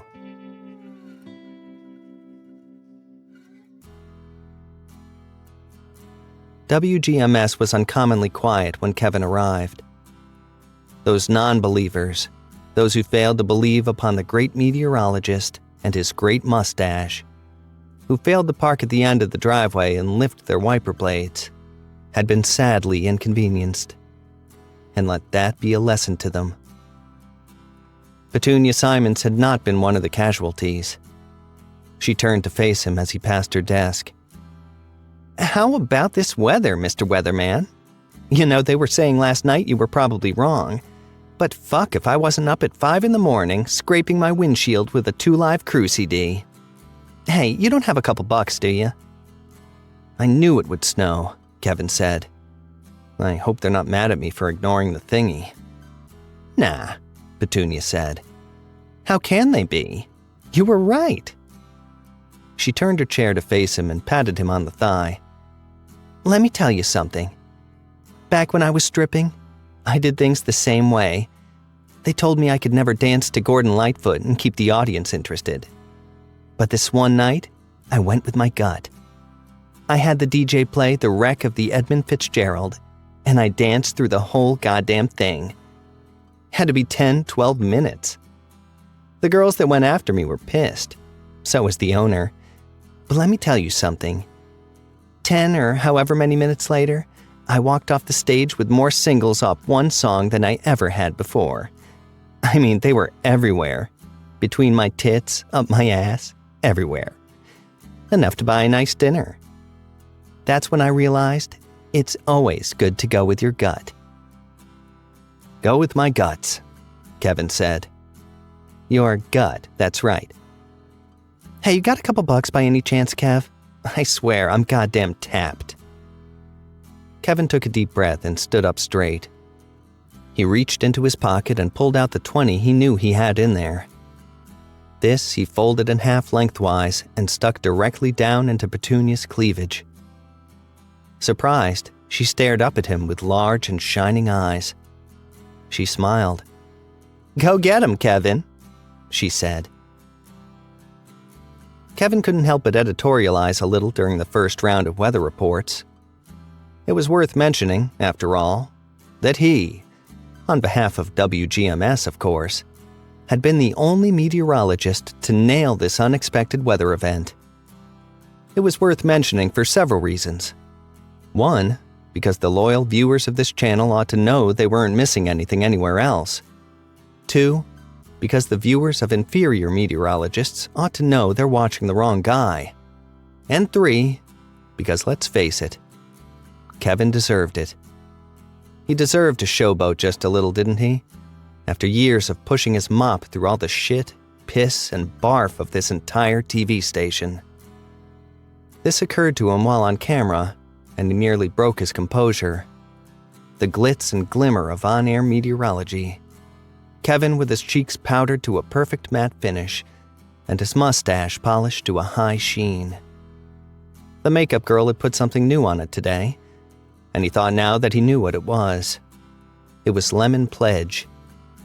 Maybe its fumes were getting to him, but he suddenly understood that he was very much a meteorologist and a notable on-air talent. It didn't matter that he came to this place a dung beetle. Those days were over, and he deserved everything he had. Following the morning weather rounds, Kevin got the message he'd been expecting. Ken Hansen wanted Kevin in his office, no doubt to discuss the unusual breach of the thingy, and the fact he'd been right after all. He knew this was inevitable. What he didn't know was how he was supposed to explain it. Walking through the administration wing, PD Dave Smith spilled into the hallway holding a wet towel against his head. He'd come out of the executive men's room. He glared at Kevin as he approached, a look like he knew he ought to despise Kevin, but it took a moment to remember why. "Hey, McMillan, what the hell you doing here?" "Mr. Hansen asked for me. Just coming to see what he wants." "Oh, yeah?" Kevin nodded, waited for his cue to politely move on. It didn't seem to be coming. "Hey, I was, pretty toasted last night. Might have come off a little rough around the edges. Know what I mean?" "Oh, that? Oh, that's all right. Really. I understand." "Hey, I'm not apologizing. I'm just saying, all right?" "All right." "Hey, you want a little, Dave tapped the side of his nose. "Little tooty magooty?" A pause. "Huh?" Dave wagged his head toward the bathroom door. Little Snorty McGorty? Snifferooski? I don't understand, Kevin said. Dave's eyes hardened very suddenly. Oh, that's right. I forgot you're a fucking janitor. He sniffed loudly, shook his head. Fucking creep, too. And I'll tell you what, you've got gay written all over you. You're a butt pirate, McMillan. A chutney ferret. I'd bet my Rolex on it. I'm not any of those things. Not that there's anything wrong with that. You would say something like that, McMillan. 'Cause you're always dreaming about men. Why don't you stop eye-fucking me anyway? Have a little self-respect. Why do you keep talking to me like this? What are you even talking about? You think I don't know what you people do? With your balls in the mop bucket? Let me tell you something. Dave reached down the front of his pants, fished around for a second, and pulled out a fistful of pubic hair. These he sprinkled on the floor between them. Clean him up, janitor boy. Chutney ferret. Dave turned and made his way down to his office, chuckling as he went. Kevin stood motionless until he was out of sight. Then he stepped around the small pile of pubic hair and continued to Ken Hansen's office. Kevin took a moment to straighten his tie and knocked on the door. There was some shuffling around inside. Who's there? It's Kevin McMillan, sir. Ah, McMillan. Hold on. I'll be right with you. Momentarily, the door unlocked, and Ken Hansen stood with his welcoming smile. If he was upset with Kevin for his departure from the thingy, he wasn't showing it. Come on in, Kevin. Oh, and do forgive the odor. I just cracked open a cave-ripened brie. Oh, that's fine. I don't know what kind of cave they ripened it in, but I have a feeling it really stinks. Ken's office smelled like a locker room. Kevin looked around, but didn't see any cheese. Ken had him take a seat and poured them both a drink of some innominable alcohol. I gotta ask, Kevo, how the hell did you know it was going to snow, when absolutely everyone else said it was going to rain? Kevin cleared his throat. I studied the weather model, sir. Ken smacked the top of his desk and laughed uproariously. A fine meteorologist and a comedian to boot. Oh, Kevin, if there were any such things as weather models, I'm sure you would have done just that. He laughed again and shook his head. You don't have to tell me how you know, Kevy Pie. I'm just busting your chops. You just keep on doing what you're doing. Yes, sir, Kevin said. And hey, don't pay any attention to Dave if he's giving you a hard time. You know about that, sir? Ken upended his drink. I know Dave is what I know. He been busting your chops? He called me a chutney ferret, sir. A what? Is that like a butt pirate? He called me that too, sir. Not that there's anything wrong with that. No. I mean, it's not so nice to call people that, but as far as... No, nothing wrong with that at all. Say, you're not, No, sir. Not that there's anything wrong with that. Ah, that's good news, Kevo. Not that there'd be anything wrong with that if you were. Agreed, sir. Listen, Dave's just jealous, that's all. You know, most of the suits in showbiz wanted to be on-air talent but couldn't hack it, right? Now picture some schlep comes busting out of the utility closet, and all of a sudden he's the guy everyone's paying attention to. So now Dave's got to project all his self-loathing onto you. Take you down a couple pegs. Ken leaned in closer. Hey, next time Dave tries busting your stones, you know what you do? Just pull your fat cock out right in front of him and piss on his shoes. Seriously, don't even worry about it. I'll have Samson clean it up. That's a bit much, I think, Kevin said. But I should probably let you know he did drop a bunch of pubic hair out in the hall. Ken whistled. Whew. That again, huh? Right near the executive men's room, yeah. Whew. Well, don't you worry about that. I'll get Samson out there with a dustbuster to do what he does best.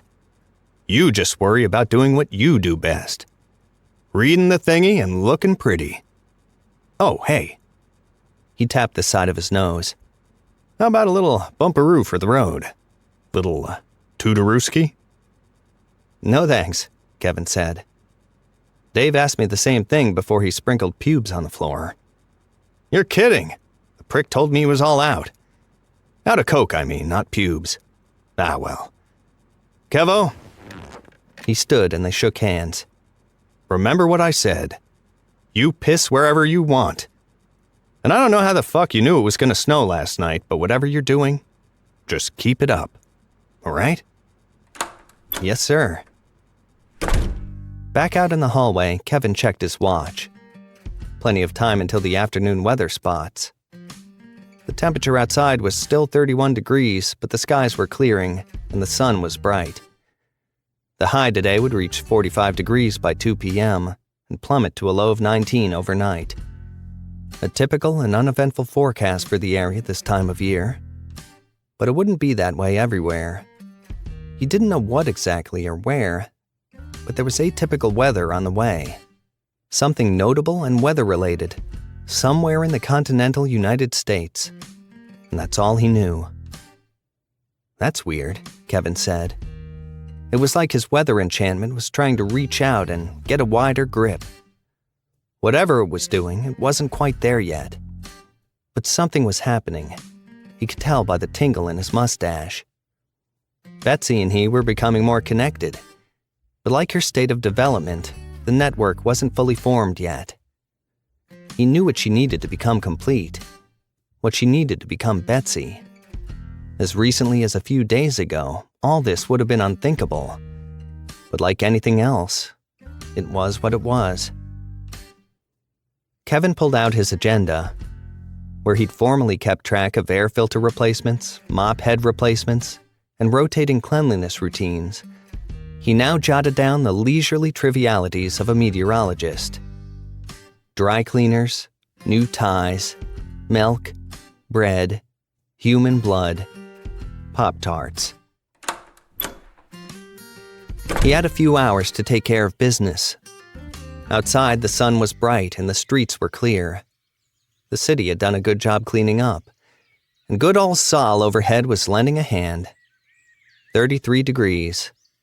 49 in Turkmenistan, incidentally. Kevin wasn't sure how or why he knew that, but he did. Kevin went to a nearby clothing shop and picked out 2 sensibly priced suits and 2 ties. One tie was a cacophonous red, yellow, and green, made to look like it had been splashed with fast food condiments. The other was made to look like a ferret hanging upside down from his neck. This would be his thing, he decided. The whimsical tie guy.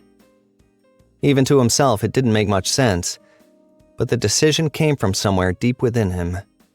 From the same place that knew the weather in Abu Dhabi. The same place directed his attention to a very specific cashier. A cashier who also appeared fairly interested in him. "Did you find everything you were looking for?"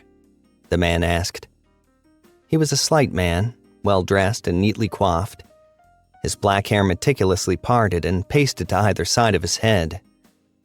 Kevin's mustache seemed to vibrate. Wafts of lemon pledge bathed his nostrils. "Yeah, I think so," he said. "Not that I was really looking for anything in particular." "Well, particular's sure what you got," the man said, selecting the ferret tie and displaying it over his forearm. "Nice. Hey, you like ferrets?" Kevin cleared his throat. "Well, sure. I mean, nothing to dislike them about. It's a funny tie." "Sure it is," the man said. Then he met eyes with Kevin and tilted his head a bit. "Hey, I recognize you. You're the weatherman, aren't you?" "Yeah, that's me." "Kevin." "Kevin McMillan." He held out his hand on instinct. The cashier took it, but there was no shaking. More of a gentle embrace. and a curious, probing thumb on the back of his hand that made bizarre little circles as he held it. And held it. I'm Sal. My friends call me Peanut. I love your mustache. We were just watching you yesterday. You know, you were the only weatherman who predicted the snow last night. Yeah, I just kind of knew, you know? Yeah, my friends and I, we just couldn't believe it. Pecan goes, it's gonna be too warm to snow. And I said, you just watch. Kevin McMillan, he knows his stuff. And just look at that mustache. Kevin made a sound he thought approximated flattery. Half-heartedly, he tried removing his hand from Peanut's. No dice. Well, thanks, he said. I appreciate you believing in me. Oh, Cashew's never gonna believe this, Peanut said. When I tell him I met the one and only Kevin the meteorologist. Then his eyes turned just a little sly. Hey, I hope this isn't too forward of me, but you want to get out of here? I'm sorry, did I say something? Peanut looked confused for a second. Oh, no, you silly ferret. I meant both of us. He nodded his head toward the door. It took Kevin a second, but he thought he had the gist now. And with his hand still gripped firmly in Peanut's, it was going to be an awkward retreat to beat. But just as he was about to go on about his girlfriend and how she was waiting at home for him, a great fluttering of his mustache stayed his lips before they could part. Bring him home. Bring him home, Kevin. My love. Well, Kevin finally said. If you insist. Oh, goody, Peanut said. Oh, wait till the boys hear about this one. Funny thing was, Kevin had been talking to Betsy when he'd said that.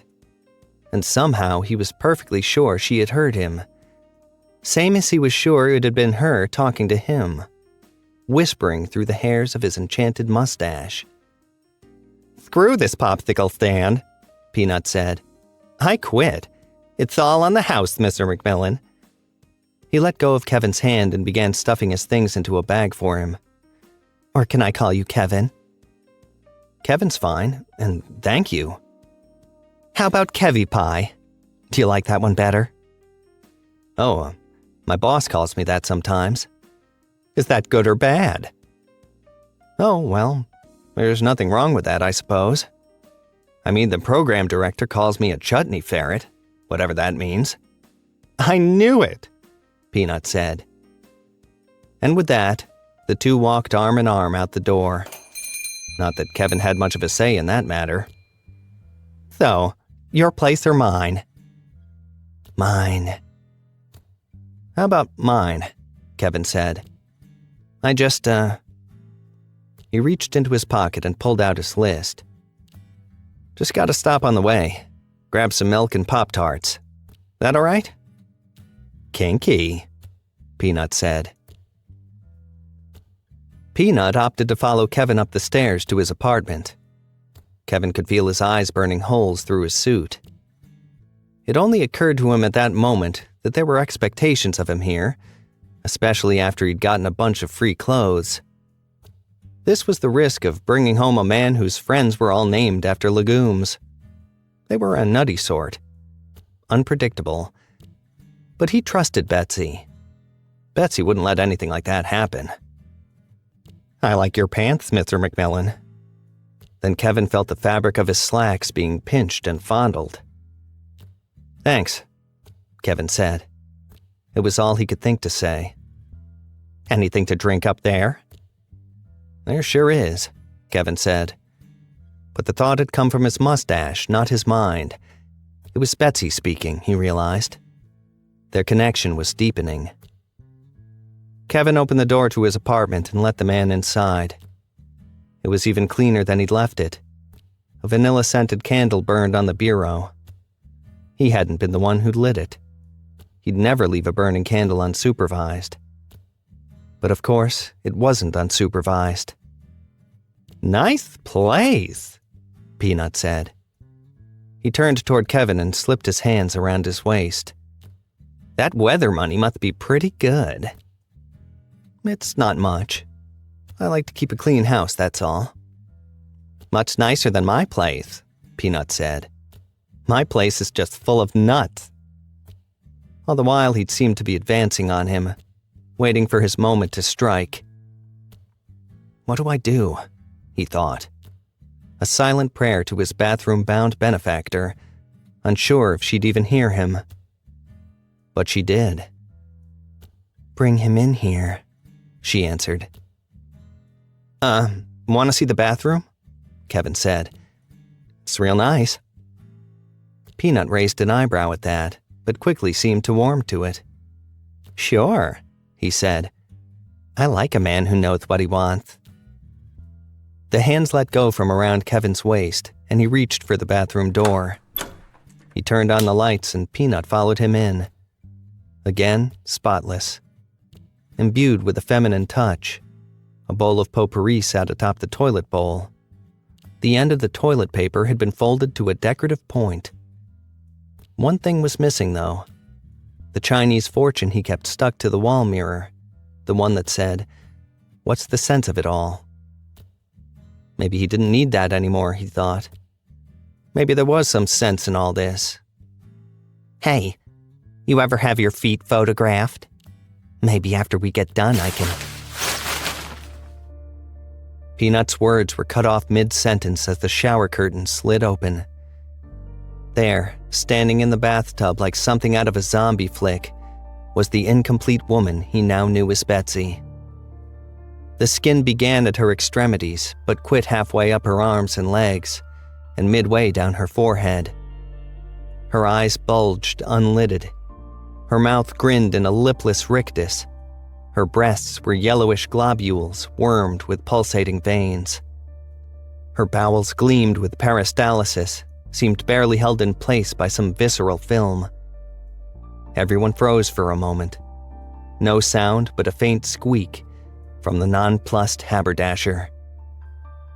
Then suddenly, and with perfectly enunciated words that defied her lipless mouth, she said, "Hi there." And then she was on him, like a lion on an injured gazelle. She dug her fingers between his ribs and began yanking them out, cracking and snapping, with the ease of pulling apart kindling. His clothes fell to shreds.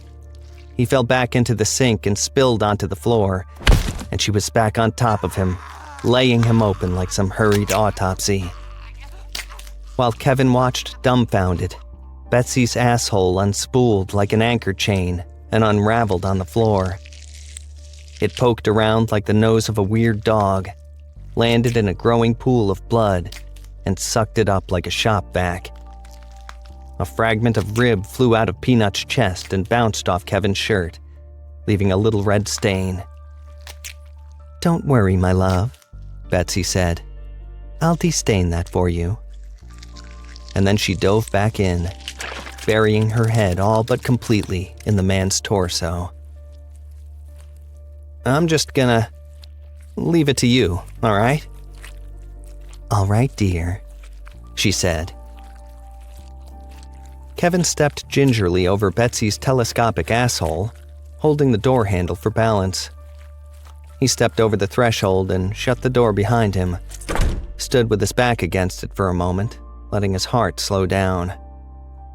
The sounds from behind the door were almost industrial in their ferocity, like an overpowered Cuisinart tearing through a pile of peanuts. "Oh gosh," Kevin said. "Oh man." He stepped away and undid his tie, pulling it out of his collar and inspected it for blood. Then he hung it on the back of a chair and started unbuttoning his soiled shirt. The stain there looked like he'd dropped a barbecued rib on it, which was pretty close to what had actually happened. He folded it over his arm and leaned close to the bathroom door. He asked, "Betsy? Sorry to bother you. Should I?" "Just leave it by the door, dear. I'll be a little while. You go get some rest." Okay, Kevin said. He folded the shirt so the blood wouldn't touch anything and set it down by the door. Then he walked back to the bed, took his shoes off, and lay down. A long breath came out of him that almost felt like it had been stuck in there.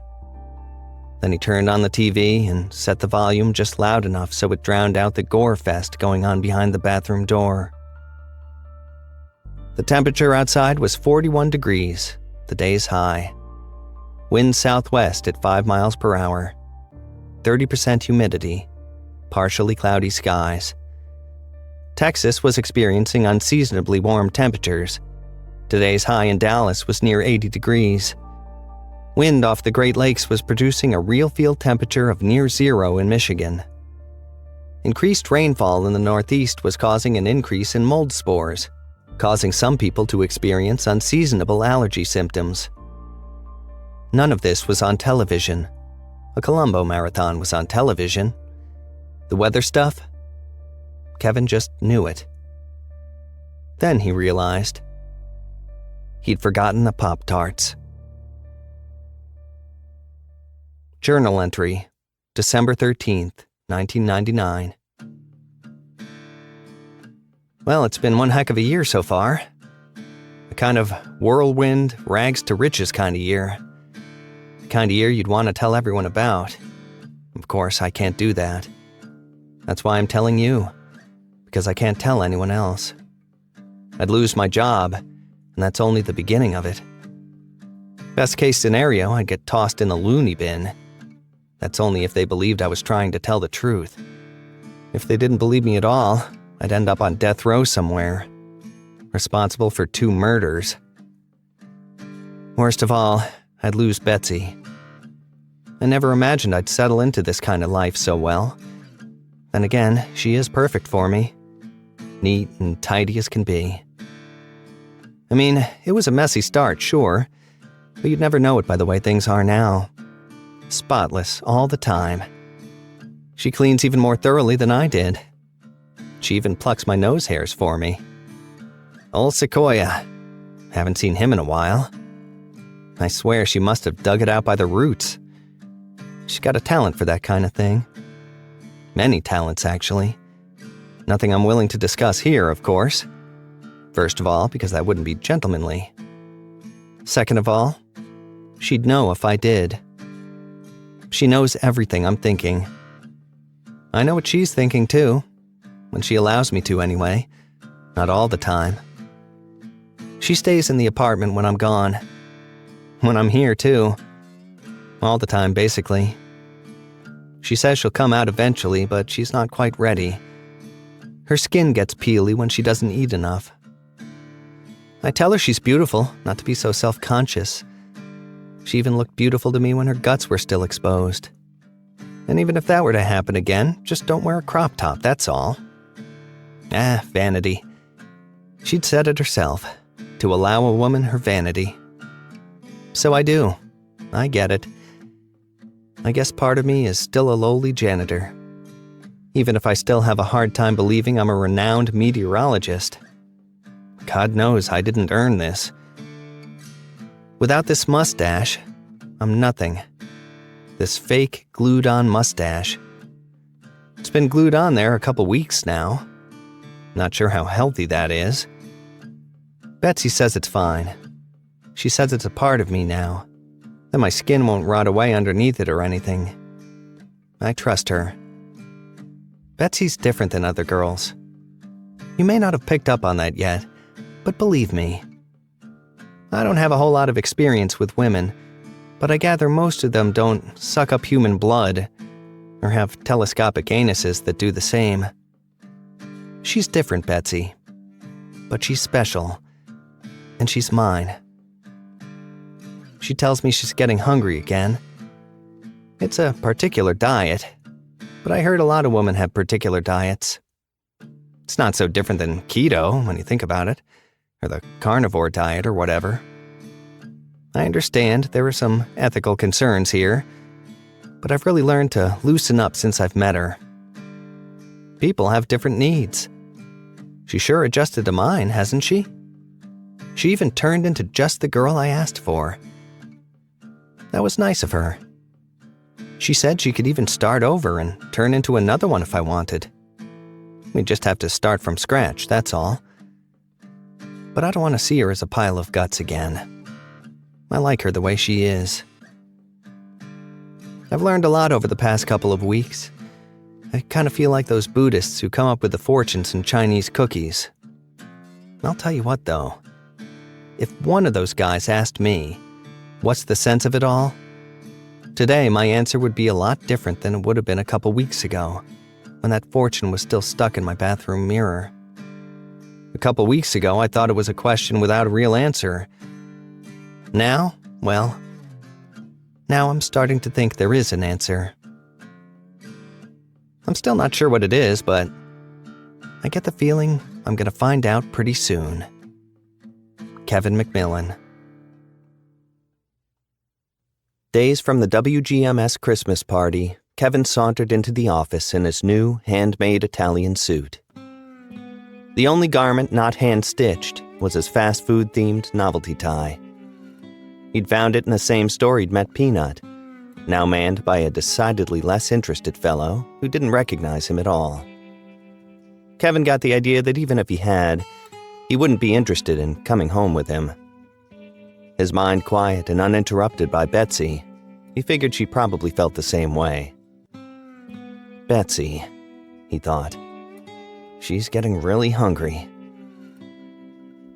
She'd been acting a bit odd over the last week, probably due to lack of blood, or maybe just boredom from hanging out in the apartment all day. She'd been decorating the bathroom. It wasn't unusual for women to decorate, but the style was nothing like you'd ever seen on TV or in a magazine. She'd painted a huge pentagram on the floor tiles, just in front of the toilet bowl. There were weird symbols here and there, which he would have preferred to be more symmetrical. He had to stand right in the middle of the thing to pee. It messed with his sense of aesthetics a bit, but she seemed so enthralled with the thing, he didn't make a fuss about it. Relationships are all about compromise, he knew. "Kevin!" squealed Petunia from her little desk just inside the mailroom. Kevin walked over to meet her. "Morning." "What's with you lately, Kevin? I can't tell if you're in love or in agony." "Oh, what do you mean?" "Oh, don't play coy with me. You know I used to be a peeler. I can tell what a fella's got on his mind." "Sure, but you just said you couldn't tell." She batted her heavy eyelashes at him.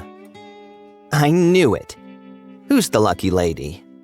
I mean, it is a lady, right?" "Well, yeah, she's a lady. Not that there's anything wrong with that if it wasn't. If she wasn't." "Of course not, Kevin. It's just, well, you know what they say about most weathermen." "Well, she's a lady, yes." "Tell me about her." "Oh, not much to tell." "Modest as always," Petunia said. "Hey, you got a couple bucks by any chance?" Kevin wasn't sure what difference Petunia had seen in him, but it wasn't lost on Sue either. As he sat back in the makeup chair and let her preen his mustache, her eyes kept darting up to meet his own. "What's new, Mr. Weatherman? Anything interesting going on?" "Well, there's a low-pressure system moving in. Should be reaching us in about..." "Not that, you square. I mean with you. How's stardom treating you?" "I'd hardly call it stardom." "Well, from pushing a broom to the big screen, it's got to feel like it." "Well, mostly small screens, I assume." "You coming to the Christmas party?" "I guess it'd be weird not to, right?" She shrugged. "Probably. You bringing anyone?" The thought flitted through his mind to ask Betsy, but he already knew the answer. If she ever did mean to come out with him, she sure wasn't ready yet. "I'll probably just come by myself," he said. She paused her mustache work for an almost imperceptible moment. I mean, I'm around. If you're interested, that is." "Oh." There was an uncomfortable silence for a little bit as she finished up her work. "You know, Dave said some things about you the other day." "Dave? Dave Smith?" Yep. What'd he say? She let a click issue from the corner of her mouth. He was suggesting some things about what you may or may not like. I didn't take any of it seriously. He was probably drunk anyway. He called me a chutney ferret, didn't he? Oh my God, he did. What does that even mean? I'm not gay if that's what it means. Not that there's anything wrong with that. She shot straight up all of a sudden, her hands on her hips. So what is it? You don't think I'm pretty? Wait, no. I mean, yes. I mean, no, that's not it at all. I stand here combing and brushing and putting lotion all over your mustache every day. I mean, don't you feel some connection taking place here? Do you not feel anything for me?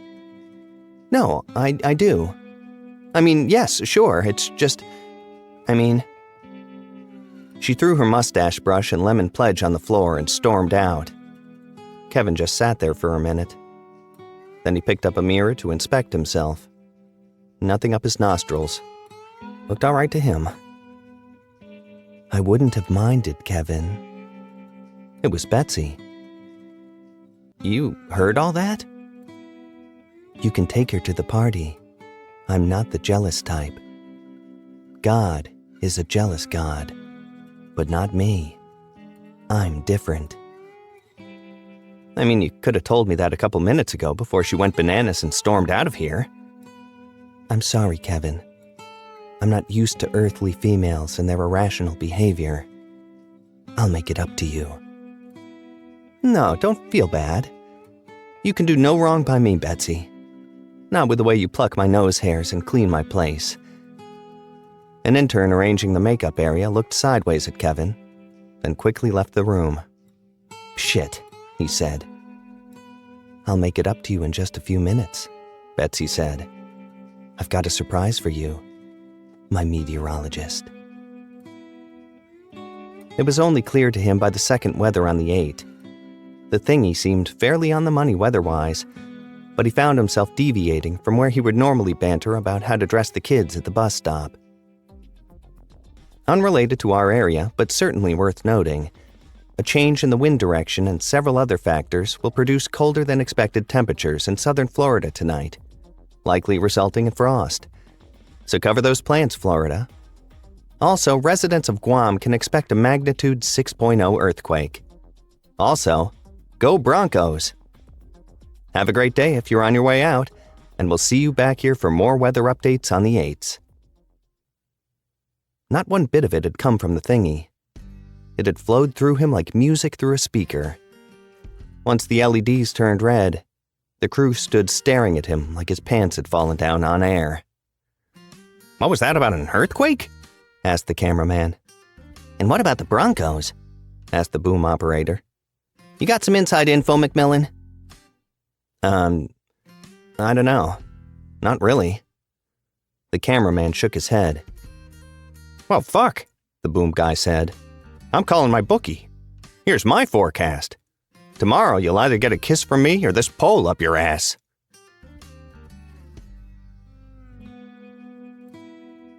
Journal entry, December 19th, 1999. I got a kiss at work this morning. Turns out the Buccaneers won their game.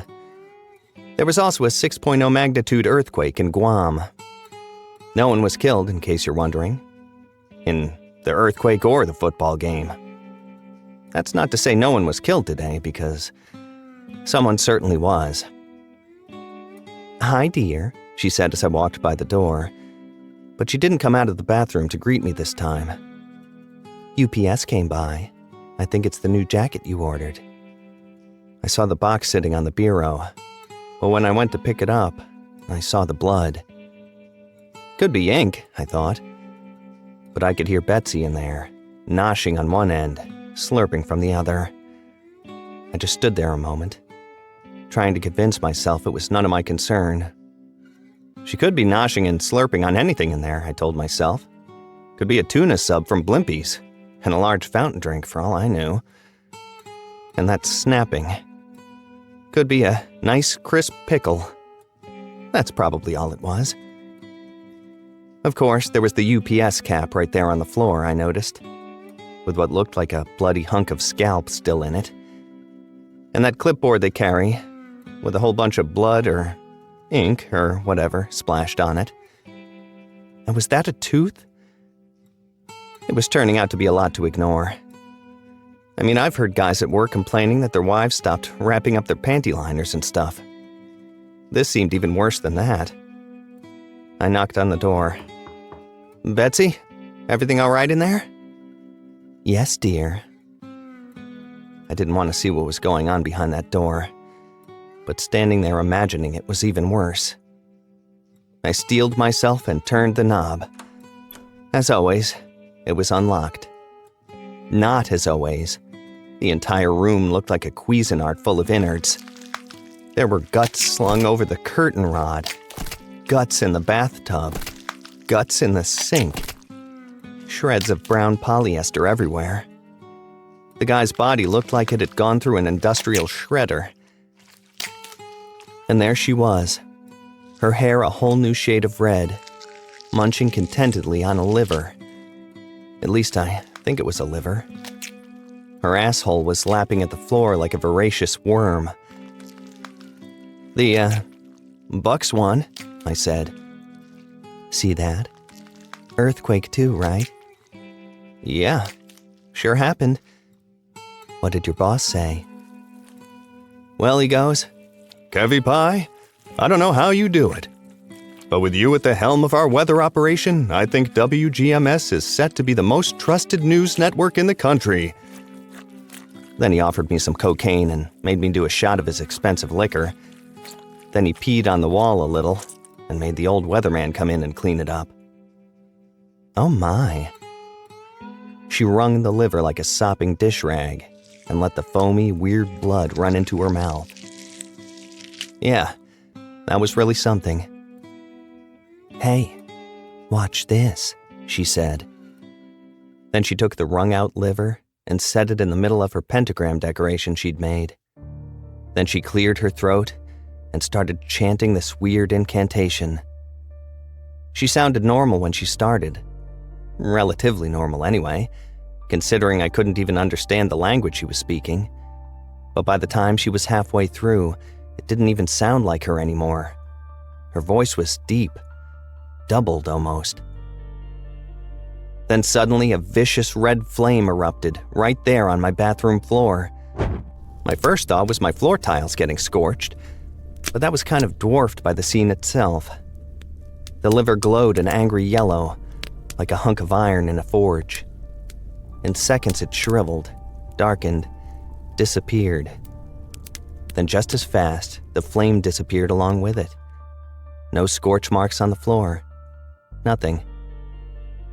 "The master is well pleased," she said. "Huh. Well, that's good," I said. I'll leave you to it then." "Yes, dear," she said. And that was it.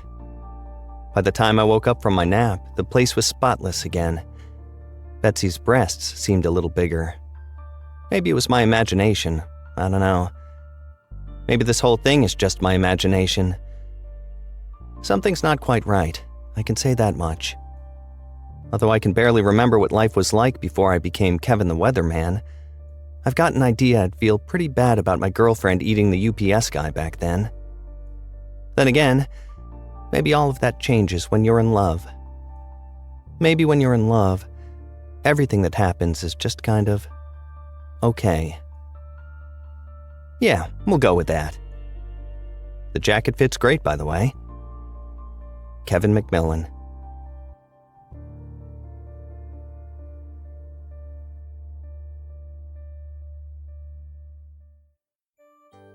The company Christmas party came in a hurry. A skeleton crew of teetotalers handled programming while the usual partiers let their hair down. The normally drunk or coked-up sales staff were drunker and more coked up than Kevin had ever seen them. By 5 p.m., they ditched the Christmas music for expletive-laced hip-hop. The sales manager, Arlene, tripped on her own fallen underpants and gashed her head on the corner of a fax machine. There were upside-down slices of pizza stuck on the wall in what looked like a game someone had invented. Inebriated female interns were whisked away into dark conference rooms, wherein their innocence was certainly removed. If they'd had it to begin with anyway, which was pretty unlikely. In the halls between the administrative and studio areas mingled the more mild-mannered, Christmas sweater-wearing crowd. Dave and Ken with their tumblers of expensive booze, rubbing their noses and sniffing between sips. News anchors and their close assistants and cameramen, some with their wives or husbands in tow, drinking and checking their watches. Definitely more Kevin speed. He showed his face where necessary, shook hands when necessary, wished everyone applicable a Merry Christmas. He hurried off when someone spilled a drink and returned promptly with a roll of paper towels from a nearby utility closet. This is where Dave Smith decided to chime in. Oh, he knows just where all the cleaning shit is. The fucking janitor, right? Who'd know better than him? Well, he sure knows how to dress, some lady said. One of the anchor's wives or girlfriends. That suit's probably still got the label on it, David said. Kevin cleared his throat. I was the janitor. I happen to have a degree. He's got a real knack for this stuff, Ken said. Ain't that right, Kevy Pie? Dave snorted. A knack for jerking off with a mop on his face. And another mop up his ass. I don't do that, Kevin said. Maybe it's just your twisted imagination. Anything else you like to pretend I do? Pretend? Buddy, what am I supposed to think when I come across a guy wringing out his balls in the mop bucket? I mean, didn't you get paid by the hour back then? How many hours did you waste doing shit like that? Setting up cameras in the men's room. Cramming bars of soap up your ass. How many, McMillan? 'Cause I'm thinking Ken here ought to dock your pay. It was quiet for a moment, but when one of the anchors decided it was a joke, the drunkest of the group laughed. Now, Dave, Ken said. Where's your Christmas spirit? Kevin, my boy, it's all water under the bridge. In fact, let's all jerk off, right now. The manager stuck his hand in his pocket and pantomimed doing just that. Laughs all around, none of them from Kevin. When normal conversation shortly resumed, Kevin saw his opportunity to duck away. He set his half-finished drink on a decorative table and headed back toward the sales area. Bass-heavy rap music shook the glass windows in their enclosures. As he neared the dark reception area, someone swung open the door from the opposite hall, the one he used to frequent as the building's janitor. But it wasn't Samson. It was Dave Smith. There was something different in his face now. None of the arrogant sneer that was normally there. Hey, Dave said. Leaving so soon? A pause. What do you mean? Weren't you just trying to embarrass me in front of the entire staff? What? Oh, that, Kevin? I was just joking around, man. Some jokes. First of all, they're lies, and they're not funny. Dave waved a hand, dismissing it. They all know me, those guys. They know I'm just messing around. I do it to everyone, man. He sauntered around the reception desk and slung an arm over Kevin's shoulder. His breath smelled worse than his last encounter with the mop bucket. Come on, man. I'll tell you what. Let's get out of here. Maybe go grab a beer or something, huh? Kevin's immediate inclination was to swat away Dave's arm, tell him to forget it, to go enjoy Christmas with his drugged-up, mean-spirited friends, and maybe even jump in a lake while he was at it. But the hairs of his mustache began to tingle, and that private little voice that only he could hear whispered a sentiment into his mind. The voice belonged to Betsy. "Do it," she said.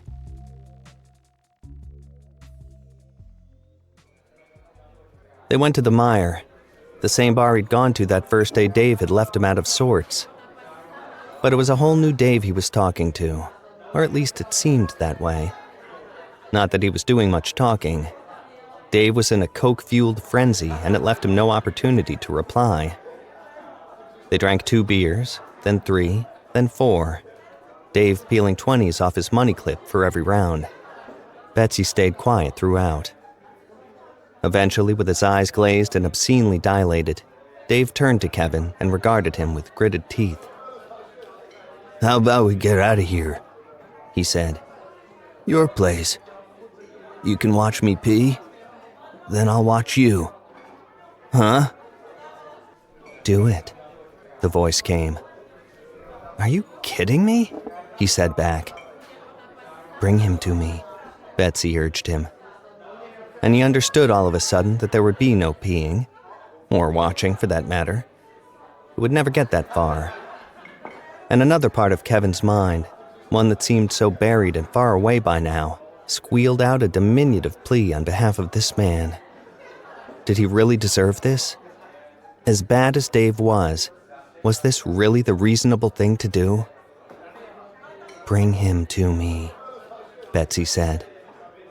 It was the only voice Kevin could hear. "All right," Kevin said. "I thought you'd never ask."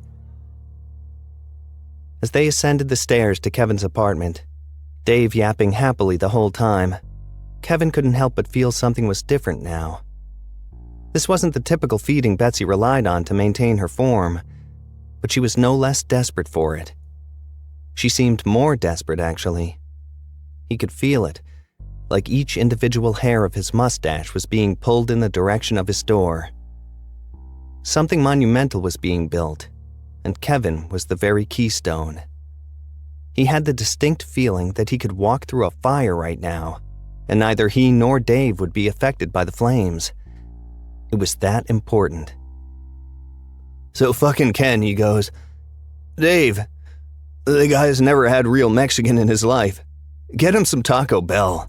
So I'm like, "Ken, I think the guy's actually Mexican." He goes, "What? I thought the guy was Jewish." I'm like, "Ken, the guy sells bananas. Like all sorts of bananas." Kevin only nodded from time to time to indicate he understood. He didn't understand a thing. Kevin slid his key in the doorknob and let Dave inside. Without a word, he turned on the light, took off his coat, and hung it over the back of a chair. What now? "Nice place," Dave said. "Modest. Bathroom over here?" "Yeah, right there." Dave pulled a little vial out of his pocket and held it up to the light to scrutinize its contents. "We got a razor in there? Couple pumperooskies? Little Tutorino for the Kev man?" He didn't wait for an answer, just twisted the doorknob and hit the light. Then he just stood there in the doorway for a moment. "Hey, Kevin? What's Molly Ringwald doing in your bathroom?" And that's when all hell broke loose. Betsy snatched him up so fast his shoes fell off. The door flung wide open. The massacre was plain for Kevin to see. She dug her fingernails under Dave's left ear and peeled his scalp like an orange. Then she yanked it down over his face, leaving behind bone and unblinking eyes. She yanked off his lower jaw and crammed it down his throat. She pulled his right arm off and suckled at the spouting artery. She tore his suit off in shreds, like an excited kid on Christmas. She twisted his head off and squeezed great gouts of blood into her unhinged maw, all while her bizarre asshole tidied up the floor like a grisly dustbuster. But something was different all of a sudden. It occurred to Kevin in a flash of awareness that Molly Ringwald would never do this to a person. That nobody would ever do this to a person. Not even Dave. And on the heels of that, he realized he hadn't been thinking right lately. Not for weeks. Not since Betsy had charmed his mustache and crawled into his mind. But the connection was rending now. More than that, the spell was broken. This woman was not his soulmate. There was no soul in her at all. Is she even a woman? Betsy tossed the drained and ruined corpse on the pentagram in front of the toilet. She chanted her cryptic prayers, and the fires came up to devour it like an infernal sink disposal. Then she stood watching him, a new reservation in her eyes. They both could sense the spell breaking. "Just as well," she said. "The time has come." "What time?"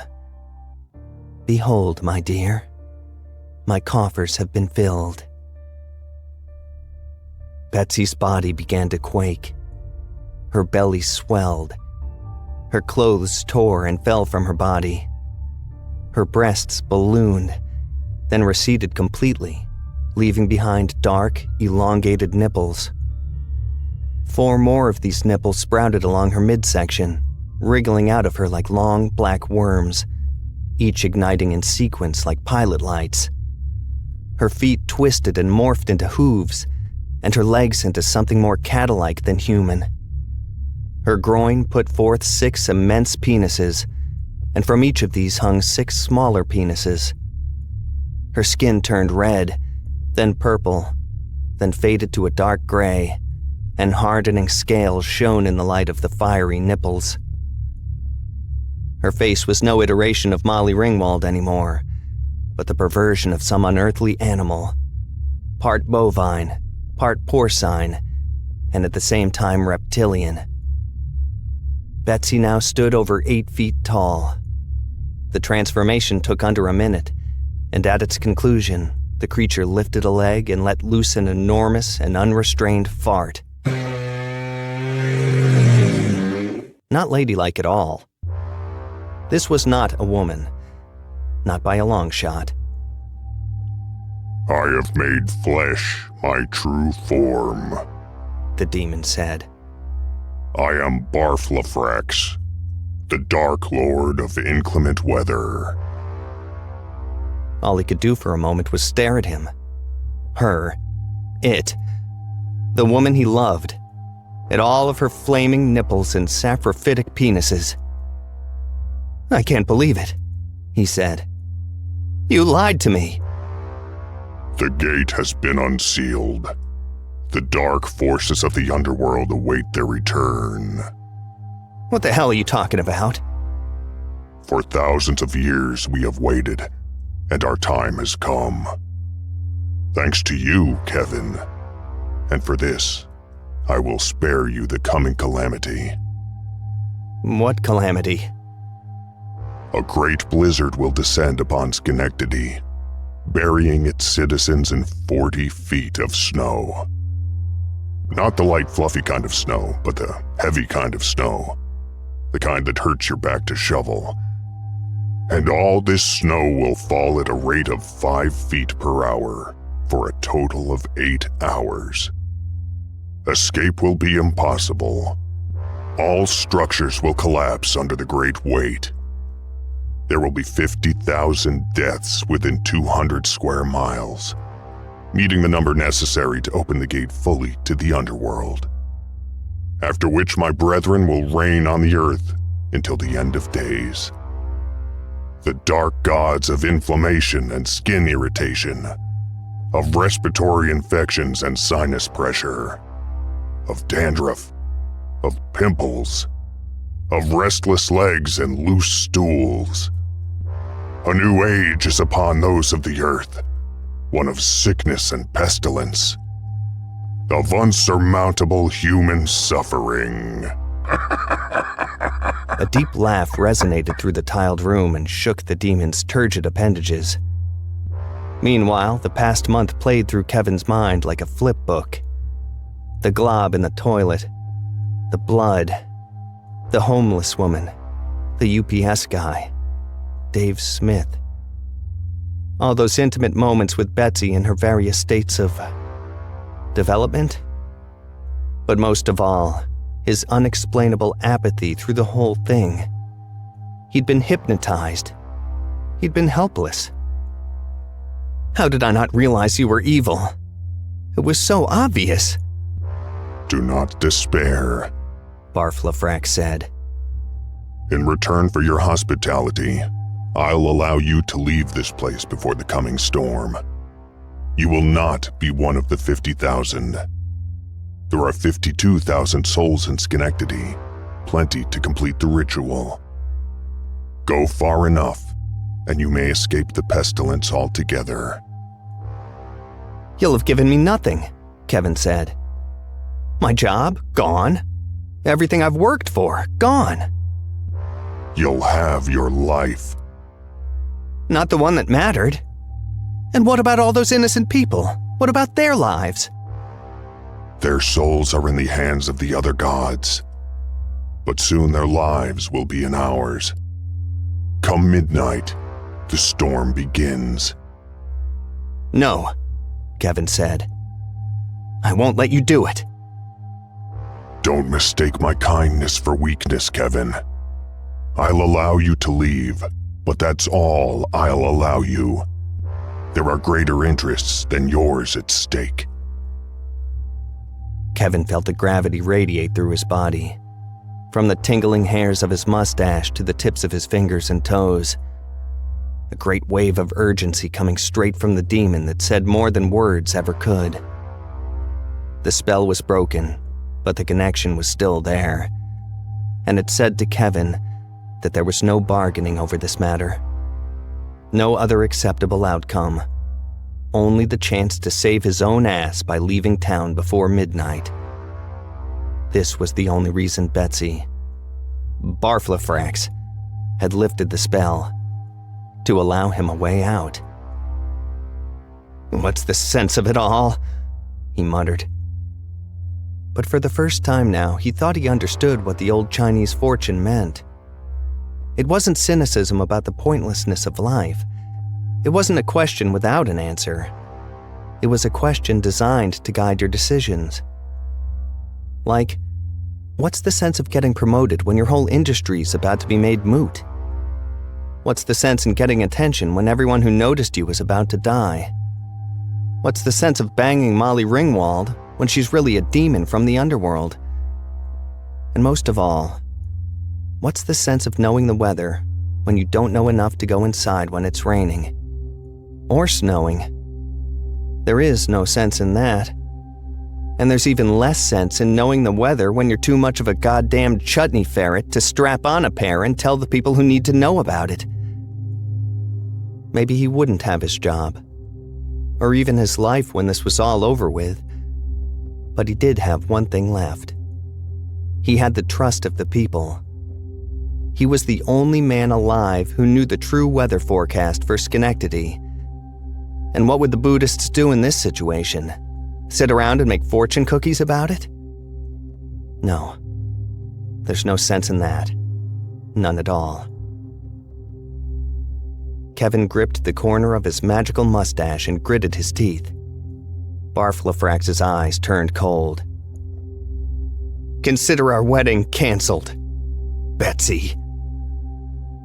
The mustache made a horrible ripping sound as he tore it from his lip. Immediately, he felt the blood flowing down his face. But he ignored the pain and flung it at the demon. He missed entirely and it stuck on the bathroom mirror. He didn't care about that either. There was no time to care. The connection severed, his will now completely his own. He ran out the door as fast as his legs could take him. No! Kevin! My dear. My love. The voice halfway through it turned back to Betsy's. But he knew better now. And he swung around the curves of the stairwell as he went, taking the stairs 2 and 3 at a time. And by the time he burst out of the emergency exit and into the freezing cold, he could still hear the bellowing demon high overhead. No! Kevin! Don't do it! No! There was no makeup girl alive who could conceal the wound left behind from the severed mustache, let alone Sue. It was 8 p.m. when Kevin came bursting back through the doors of the studio to interrupt the normal news programming. The evening crew stood aside at the sight of Kevin's condition and obvious urgency.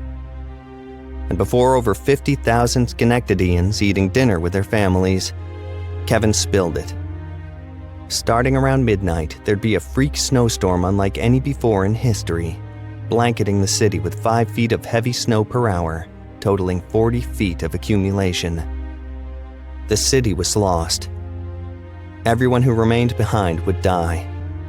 It would be the most catastrophic snowfall ever recorded, no less disastrous than a nuclear explosion. And he pleaded with everyone to pack only what was necessary and evacuate the area. They didn't need to go far, he explained, just far enough. Stay with a friend or a family member, he pleaded. As long as they're outside the city, it doesn't matter. Just go, and go now.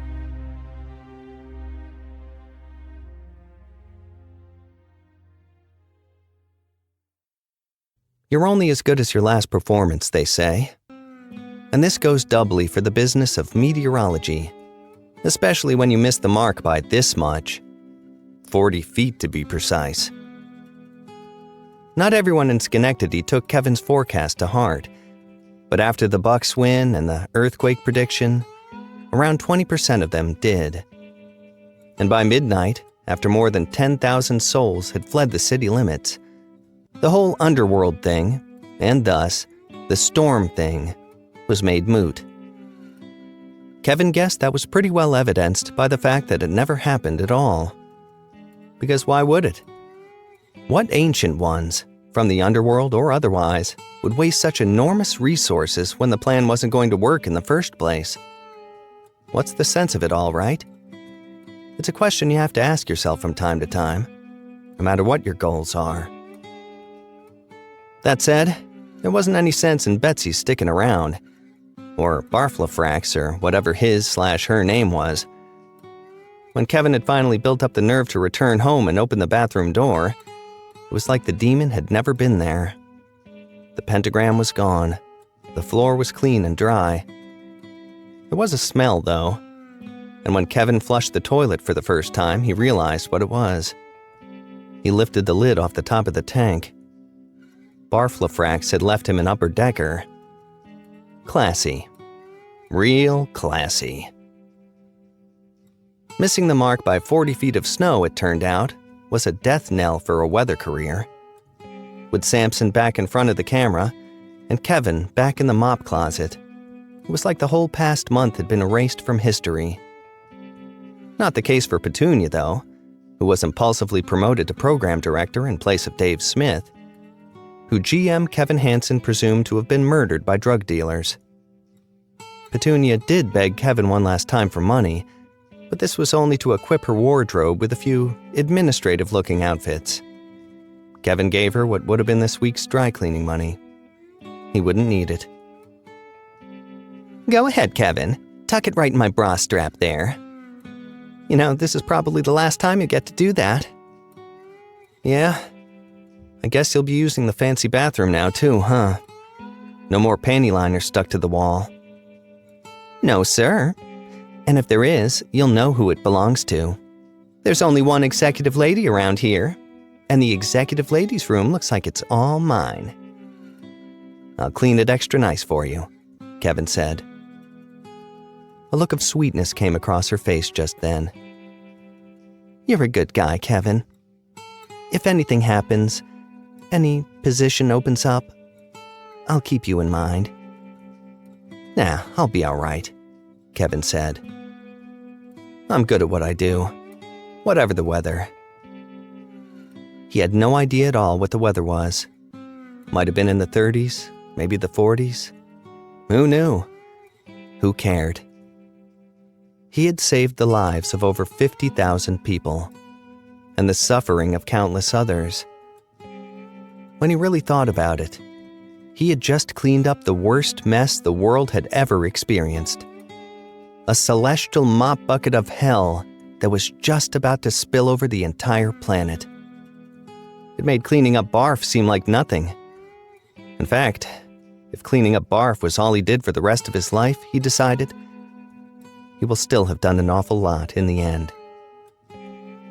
No, Kevin McMillan was not the paragon of all men. Not success incarnate. Far from perfect. But as far as custodians went, he was pretty darn good.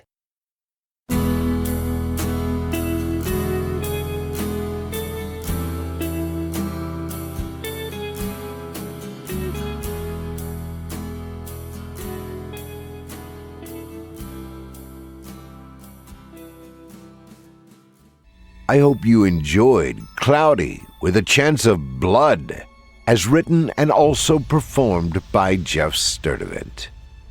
Geoff Sturtevant writes about the absurd, the macabre, and general strangeness of the human experience. When he isn't writing, he drives a brown truck and delivers packages. When he isn't doing that, he's usually getting into trouble. If you see him, avoid him. But buy his books because they're good. On to the shows. Longtime resident in Powerhouse Otis Gyrie has his very own show here on our network, Scary Stories Told in the Dark, which you can hear every Sunday night. On that note, be sure to check out the other shows we offer on our network. We have Fear from the Heartland, featuring horror stories brought to you from the Heartland, airing Wednesdays. Eric Peabody's Horror Hill, a podcast dedicated to some of our deeper and darker tales. We hope you check him out. Drew Blood's Dark Tales airs Fridays, and it features some down-home southern horror.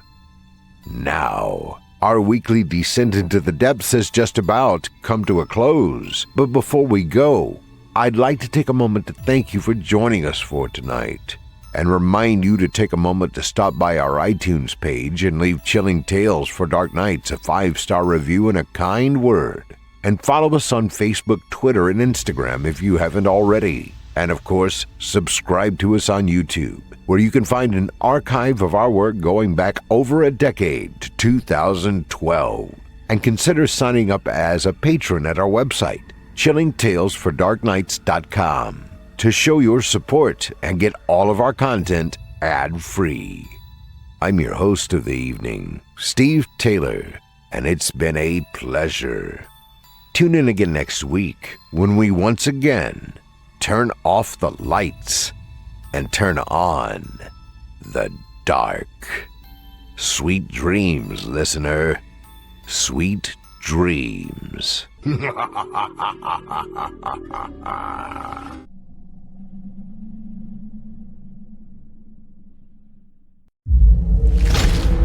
Chilling Tales for Dark Nights.